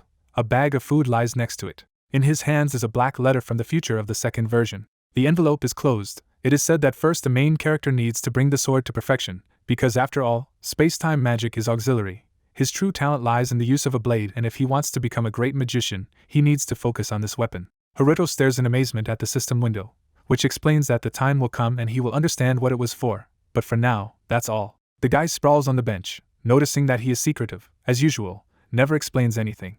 The character stands on the green grass. The bespectacled guy calmly uses silent steps and instant movement. A bright flash occurs. Haruto opens his eyes in shock. He turns his head to the side and sees a soldier walking on the roof. An energy blade is formed in MC's hand. He jumps up from the bench and asks who is in front of him. A sinister long-haired guy looks at him with a predatory look, declaring that here he is. The protagonist, frowning, hears that he wants to borrow his power. An enemy in a white robe stands over him. A yellow-eyed fighter with glasses claims that the end of this world is near. Haruto holds his blade tightly, and the opponent standing in front of him declares that he wants to take the power of Anonymous. MC angrily realizes that he didn't feel his presence until he got so close. The enemy does not change the stony expression of his face. The main character evaluates him as a difficult opponent. Haruto looks at him calmly and wonders what the end of the world means. The villain adjusts his glasses and replies that in the near future everything that the guy cherishes will turn to dust and disappear. The wary protagonist thinks about his sister and asks again. He points his blade at the villain, claiming that he cannot just believe him, because he does not know his name or who he is. The enemy is standing at the top, hearing that he just appeared and began to force something. The protagonist closes his eyes and thinks about the adult version of himself, while declaring that the stranger resembles someone and this is bad. Haruto says with a serious look that he will do what he thinks is best. The opponent angrily listens to the fact that the guy will make decisions on his own. The scoundrel grins slyly. He shows a photo with Rhea, wondering what even after that. Haruto rides his face in rage. In the picture, a little girl is dancing. Everything around the main character instantly begins to blaze. He calls the enemy a freak. The villain watches his actions, realizing that he is using his fighting spirit. A powerful flow of energy forms around the protagonist. The villain notices that this is quite unusual. The bespectacled fighter smiles madly and understands that he knew that this guy had great potential. Haruto sees a standing enemy, who assures that there is no need to worry so much, as he took a photo while studying it and did not touch his sister. The opponent puts his hand on his blade and declares that he swears it with his sword. In a split second, he is right next to the protagonist. He deadpans that if he needs to face him in this battle, he will gladly do so. Haruto looks at him with hatred, claiming that he has crossed the line. The opponent deftly bounces a few meters. The main character says that anything can happen now and the villain should not regret it. The fighter takes up a dark purple katana, claiming that he was ready for it from the very beginning. Opponents stand opposite each other. They masterfully hold fighting stances. The scoundrel's glasses show glare. He uses the skill of intent to kill. The main character's eyes sparkle. He sees the purple aura of the enemy in front of him, wondering what it is, because there is no Chronos factor around him at all. A predatory opponent emitting a dark aura. Haruto is aware that he cannot see the passage of time. The warrior with a katana calmly asks if everything is okay, because the protagonist is ready or not. Now he will attack. Suddenly, the opponent's silhouette blurs. A moment later, his face is directly in front of MC. He holds the hilt of his katana and states that the killing intent skill doesn't mean creating a murderous aura and revealing all of his intentions, but quite the opposite. The villain strikes hard with his sword, claiming that it means killing the aura and presence. The guy sees a flying blade with a twisted face. Haruto jumps away from the scene of the fight, realizing that his ability is hiding the Chronos factor around him. The main character stands in front of his opponent and asks why he tells him about his skills, as if he is pretending to be a villain from a manga. The tip of the katana emits purple smoke. He says that he says this for a reason. With a sinister look, the opponent claims that in any case he will be the winner. In a second, the villain is behind the protagonist, while managing to say that if you hide your presence, victory will be only a matter of time. Haruto turns around in horror. Frowning, the scoundrel makes a quick movement with his blade. He deals a powerful blow to the main character. With a slight grin, the guy realizes that he is caught. The silhouette of the main character dissolved. Barnacle jumped away, not understanding what was happening. At this point, Haruto is already behind us, using avatar playback. He cut the air sharply with his sword. The enemy managed to dodge, wondering what it was. The student advanced, forcing the opponent to move away. The brunette frowned and clattered in displeasure. Muramea jumped to the side. He narrowed his eyes, thinking that he was going to hurt the young man. Was it really not just an afterimage? A button flew off his jacket. The main character applied acceleration and found himself in front of the enemy. He gripped the hilt of his blade and his eyes flashed. Barnacle froze, realizing the true strength of his opponent. He smirked and thought it was interesting. The rivals crossed swords. They looked at each other, and sparks emanated from the blades. Muramea smiled, wondering what the young man would do next. The adventurer frowned, thinking about what to do if the passage of time was not visible. Flashes flew from the blades. Suddenly, blue chains created by the hero appeared around. They forged swords. The brunette clenched his hand into a fist, concentrating his energy. The opponent lowered his gaze in surprise. Haruto dove in and prepared to attack. He swung and used his chrono fist. Glasses rounded his eyes. The man quickly let go of his weapon. He then crossed his arms and activated the steel body. A bright light appeared from the blow of the young man. The shock waved through the opponent back. He grouped, and smoke was coming from his clothes. Muramea narrowed his eyes, trying to figure out what it was. His glasses reflected the main character, and the man thought that he was the awakened one. Haruto frowned in displeasure and gritted his teeth. He lowered his hands, annoyed that even the last attack was useless. The student rounded his eyes and asked again when his opponent said that this was enough. The man nodded and straightened up. He stepped closer, apologizing for what he had said about his sister. Glasses bowed and apologized for the deliberate attack, and this would not happen again. The hero looked at him in surprise and asked again. Muramea raised his blade and declared that he would now go. The young man stretched out his hand and asked why he decided all this himself, although the match was not over. The interlocutor turned around and agreed with this, but added that they would continue at his school.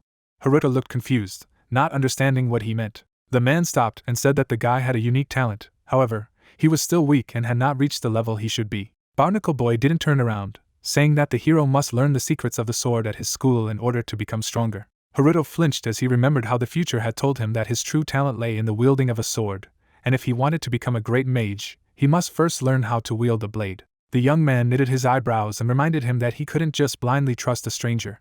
The interlocutor adjusted his glasses and noted with a smirk that he was definitely stronger than him now, so wasn't that enough? The brunette frowned. Muramea put his hand in his pocket and said that he would be waiting for him at school. Then he quickly disappeared. The main character looked down.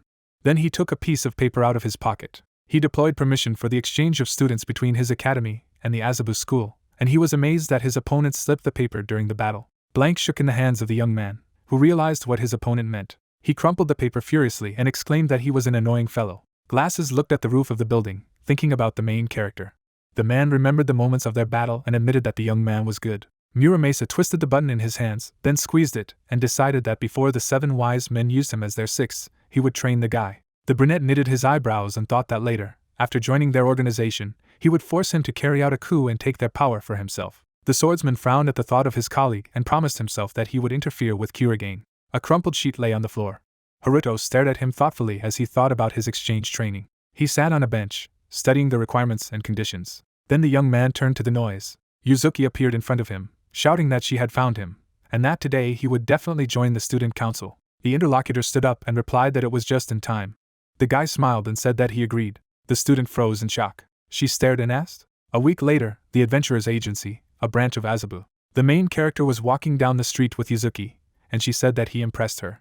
The girl smiled and admired that the guy not only joined the student council, but also wanted to go with her to study at the Azabu school. The brunette grinned and replied that it was natural, because he was now a member of the student council, and it was his duty. The hero looked away and thought that it was just written on a piece of paper that members of the student council were entitled to special buns. The companions looked at the training court, and the girl noted that many S-rank adventurers graduate from Azabu school, and it is considered the best school in Japan. They moved on, and Yuzuki added that only 3% of those who want to get here, the best of the best.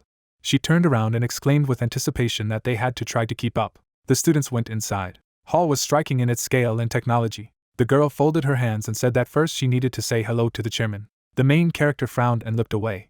People around him whispered, and the young man guessed that everyone was wondering where the 2 strangers came from. The brunette closed his eyes and decided that there was no point in worrying about it, and they would solve problems as they came. The companion stopped and opened her mouth. She smiled awkwardly and assured that there was no need to worry, because they were together. The young man nodded, looking at her, and wondered if she was really okay.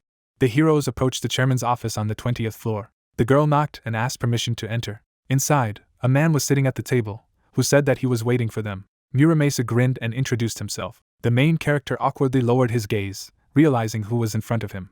The man stood up silently. He stood in front of the children and greeted them at the Azabu school. Barnacle introduced the students and told them that in their time, when mages are considered the cream of society, they teach only the use of a sword. He visualized the fight and added that even in the Adventure Agency, there were no more adventurers, and instead of magic duels, sword fights were held here. The swordsman came closer. Muramea leaned over to the young man and said that during their studies in this program, they would climb the rankings with the help of duels. They looked at each other. The girl looked anxiously at the chairman and exclaimed that nothing of the kind should be in the program. Haruto knitted his eyebrows and asked if he could fight the man again. He turned around and replied that the first place in the top was given the right to fight with the strongest person in the school, with him. The young man clenched his fist and said that he would quickly get to the first place and defeat him. The guy looked resolutely at the chairman and added that the sooner he did it, the sooner he would go home. He remembered their fight and said that he didn't like that their fight ended halfway. The girl stared dumbfounded at her companion, who said that when they brought him to the end, he would have no reason to stay here. Muramea smiled and agreed. The brunette knitted his eyebrows as the man said that whatever the purpose and attitude, this school respects swordsmen who strive to come first. Barnacle Boy opened a virtual window. Notices appeared in front of the students, and the chairman explained what he was giving them student IDs and schedules so they could use the school equipment and classrooms, and of course, they would be given first-class access. A characteristic appeared in front of the young man with the swordsman's course and level. He rubbed his chin, thinking that if the grading system worked the same way here, then he should challenge the students higher in the top to a duel. The director put his hand on his chest and wished the guys good luck. The companions went out into the corridor, and the girl muttered that this was an unusual turn of events. She looked at her friend in a panic and exclaimed that she would not succeed, since she would not be able to claim the first place, to which the guy replied that she did not need it from the very beginning. Haruto knitted his eyebrows and thought that the fastest way to climb was to go to where high-ranking disciples gathered. The brunette smirked as he explored the locations and decided to go there first. The cafeteria of the Adventurers Academy. The girl looked at the hero and asked if he had forgotten to eat breakfast, to which the young man absent-mindedly agreed. A silhouette appeared next to them, clarifying whether they were exchange students from another part of Japan. The maid's projection smiled and said that their school's motto was, "Breakfast determines your entire day, so all students should eat well." She looked at them and added that in the dining room you can eat as much as you want, and the brunette assumed that this hologram sees their student and plays targeted offers. There were plenty of dishes on the tables, and Yuzuki was amazed that all this yummy was free. Students were filling their plates, and the girl muttered that things were different in rich schools. The girl took the tool and said that they needed to inspect everything here. She looked around, admiring the complete automation and the perfectly balanced menu, and they needed that at school, too. The main character scratched his head and thought that the new president of the student council was very eccentric. He closed his eyes and decided to mind his own business. The guy looked away, hearing a sharp sound and the phrase that someone had something that he did not deserve. A group of students was standing nearby. The young man with bangs stretched out his hand and asked him to stop. The offender opened the katana and said that in his hands it would turn into garbage, although the blade is very sharp. The apprentice came closer and asked for it, but the interlocutor exclaimed that this was his punishment for sitting in the raid faction seats without permission. The main character arched his eyebrows and noted that no matter how elite the school is, there will always be such garbage, and teachers cannot keep track of everyone. The guy moved in their direction, thinking that school canteens are one of the most frequent places of bullying, and he was lucky that he ran into them so quickly, but he would finish quickly. The hooligan grinned and said that those with a rank less than a 2-digit number should not go to the canteen. The young man was sweating and hesitantly replied that it didn't matter who was sitting where. The offender grabbed him by the jacket and shouted that it was important. He grinned and called the guy a plague god with 0 skills. Hearing this nickname, Haruto shuddered. The hooligan pushed the young man to the floor. Everyone stood around, but did nothing. The main character closed his eyes and thought that it was time to intervene. The guy raised his sword and said that the disciple clearly didn't need one, so he would keep it, and his friends added that such a thing could be sold at a higher price, so their faction's budget would skyrocket. The student waved his hand and said that the interlocutor was free and could walk, but he demanded to give it back. The young man stretched out his hand and shouted that his father had given him this blade. The interlocutor stopped smiling and exhaled. He swung his fist and said that he did not care about his family. The boy turned away and gritted his teeth. The sound of a blow was heard, and the young man opened his eyes in surprise. Haruto caught the bully's fist. He sweated and asked who he was, horrified that he had been stopped with one hand. The main character narrowed his eyes and introduced himself, saying that he was looking for a student who ranked first in the top. The interlocutor frowned and shouted that he was not going to prompt, but the hero sharply squeezed his fingers. The student screamed and fell to the floor, and the brunette asked to answer quickly, adding that asking an emotional person is the fastest way to find out something. The hooligan's comrades looked at him in surprise, asking what he had done. Haruto frowned and repeated his question threateningly. The interlocutor sweated and gritted his teeth. Suddenly, the hero froze, feeling an invisible movement, and in order to stop, the young man noticed a blade near him. He jumped back sharply. The brunette knitted his eyebrows, wondering what it was. A guy with a group of people approached from the side, demanding not to mock his brothers. The student narrowed his eyes and introduced himself as the leader of the Reiden Nobunaga faction. In front of the hero was a third-year student, who ranks third among the swordsmen of the Azabu school and is the head of the Kishin fencing school. The jacket rested casually on his shoulders, and the young man remembered that even though the administration didn't know what to do about his bad behavior, his true skills were close to the first place in the rank, as well as that candidate for the position of a teacher after graduation. The student with bangs stared, not believing that such a person was now in a similar situation with an exchange student. Haruto put his hands in his pockets, looking at the stranger. The long-haired man squinted at the wards and asked how it happened. The protagonist pointed to the young man behind and said that his bro had bullied this boy, so he had to stop him. The interlocutor frowned. He turned around and asked if it was true. The hooligan sweated and began to deny, assuring that they just wanted to take seats for the faction. The man took a step forward. Nobunaga struck one of them sharply in the face. The hero rounded his eyes in surprise. All three thugs were lying beaten on the floor, and their leader noted that their eyes run when they lie. He picked up the katana from the floor. Then he bowed and apologized for the inconvenience caused on behalf of the entire faction. Haruto nodded and replied that it was okay. The long-haired man handed the sword to the young man and asked him to take it. He accepted the weapon and thanked him. The swordsman smiled and repeated that he was sorry. The main character stared at the student in confusion, surprised that their leader was so honest and straightforward. He stood up and muttered that he would very much like to just apologize and go about his business. He knitted his eyebrows and added that in this case, part of the faction would be destroyed. The guy exchanged glances with the main character and challenged him to a duel. The young man with bangs was alarmed and advised to refuse, since this man is in third place in the top. Haruto looked at his interlocutor resolutely and said that he gladly accepted the challenge. The long-haired man smiled and replied that it would be easier. He turned around and said that he would be waiting for him in the arena after class. The brunette looked after him. The rescued man approached him and asked if everything would be fine. He was shaking when he said that his opponent was in third place, and it was stupid to fight with him. The main character closed his eyes and replied that he himself was stupid. Haruto looked at the student sternly and asked if he was satisfied with everything. The interlocutor lowered his head when the guy threatened that these freaks would mock him throughout the school. He shrank and muttered that they would soon get tired if they did not react. His katana emitted a glow. The main character shuddered in surprise. His eyes widened. The weapon radiated energy. Haruto pointed his finger at the blade and stated that he was asking for the real one, who was here. He knitted his eyebrows and clarified what the young man had done when the sword was stolen. The interlocutor sweated and asked again. The young man squeezed his katana while the hero said that his body was moving on its own, although he was aware that the opponents were stronger. The brunette remembered his battles and asked again if the student was satisfied with everything. The young man lowered his head. He clenched his weapon and muttered that he didn't want this to continue. The guy looked at the hero and exclaimed that he wanted to take revenge on them. The disciple raised his fist and added that he would not allow them to touch his sword again. Haruto reached out with a smile and asked what his name was. They sealed the acquaintance with a handshake, and the interlocutor introduced himself as Mitsurugi Ibuki. The main character looked at him seriously and said that he also needed to challenge someone to a duel. He remembered the hooligan and advised him to choose a guy who took the blade from him. The adventurer put his hand on his shoulder and asked him not to worry, assuring him that he would make sure that he won, and then they would enjoy the taste of victory together. Ibuki looked at the interlocutor in confusion and replied that he understood. Haruto lowered his gaze as he heard the beep. He pulled out a phone with a message from the president asking where he had gone while she was eating. The brunette sighed, amazed at her spontaneity. After school, waiting room. Yuzuki pointed to the hero and asked what he was thinking about when he was going to the duel on the first day. The guy raised his hands, trying to calm her down. The brunette looked away and muttered that it would take a long time to tell, but this did not suit the girl. The adventurer made a gesture with his hand and reminded them that the chairman had told them to try to take first place, so he decided that it would be quicker to start with a duel with third place. The president theatrically touched her forehead, shocked at how easily he talks about it. The hero closed his eyes and said that taking first place to fight Muramea and send him home immediately was his plan. Ibuki turned to the guy and asked if he really thought he could do it. The young man turned around and added that there was always a chance. He smiled and said that if the hero managed to defeat the chairman, it would be the first time at the Azabu school. The student waved his hand and muttered that perhaps the brunette would even get the legendary skill cube. Ibuki introduced a silhouette, and when asked by Haruto, he revealed that Kiryu Kagemitsu, the founder of the school, understood and mastered the secrets of the sword and placed them in his skill cube. The main character rounded his eyes. He remembered the bespectacled boy who advised him on how to learn these skills at his school. The brunette knitted his eyebrows and asked what it was. The other person touched his chin and replied that it was a unique sword skill that only the chairman could master, / Haruto's eyes widened.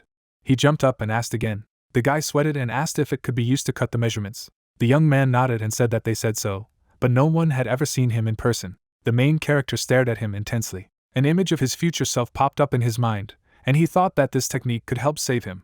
Haruto frowned and said that there was another reason to win. The guy clenched his fist. He smiled and said that he was full of motivation. Then he turned around. Ibuki lifted his head in surprise when the hero said that he would open the show. The interlocutor nodded and replied that he would try. The young man smiled stiffly and admitted that the hooligan laughed heartily when he challenged him to a duel. Ibuki leaned back and asked what about his secret plan to ensure victory. Haruto looked at him and told him to just do as he said, and then he would definitely win. The brunette stretched out his hand and asked to be allowed to look at his sword. Some time later, the arena of the Azabu school. Jubilant students were sitting in the stands. On the platform, Ibuki and his offender stood opposite each other. The opponent took out a blade and asked where this idiot had the courage to challenge him to a duel. The hooligan grinned and promised that he would not leave a living place on it. The young man was sweating, but said nothing. Yuzuki, who was sitting next to the hero in the stands, looked at him and asked if everything would be fine. The guy smirked and replied that there was nothing to worry about. Ibuki looked excited but collected. The hero looked at him and said that everything would work out.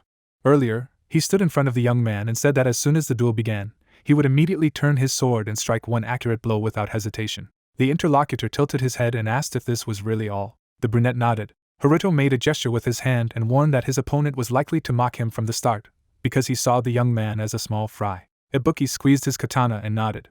He ran the handle over the handle, listening that if the enemy controlled the situation, he would be frightened and unable to do anything, and so the hooligan thought. The main character looked at the interlocutor and said that this is what they are using in their direction. The student's eyes widened in surprise. Haruto exchanged glances with him and said that he can't miss, he needs to look ahead and just throw a punch. The student looked at the hero in confusion, who stated that this would be enough to win. The brunette put his hand on his chest and asked her to trust him. Ibuki put the sword on his knees and said that he understood. He looked at the hero enthusiastically and said that he trusted him. Now Haruto was smiling from the stands, mentally cheering the young man. Ibuki took a fighting stance. The arena was watched from above. It was the chairman. Ibuki exchanged glances with his opponent, gritting his teeth, after which the duel was announced. The opponents stood opposite each other. Ibuki, a Class 2F swordsman occupying the 3,424th place, stood motionless. His opponent, Kinji Kintaro in 153rd place, smirked and suggested that they proceed. He arched an eyebrow and said that he would continue to be friends with him after his victory. The young man lowered his head, holding a pause. The student clenched his fist and replied that he understood. Ibuki lifted his chin and demanded, if he won, that this piece of shit should not climb up to him again.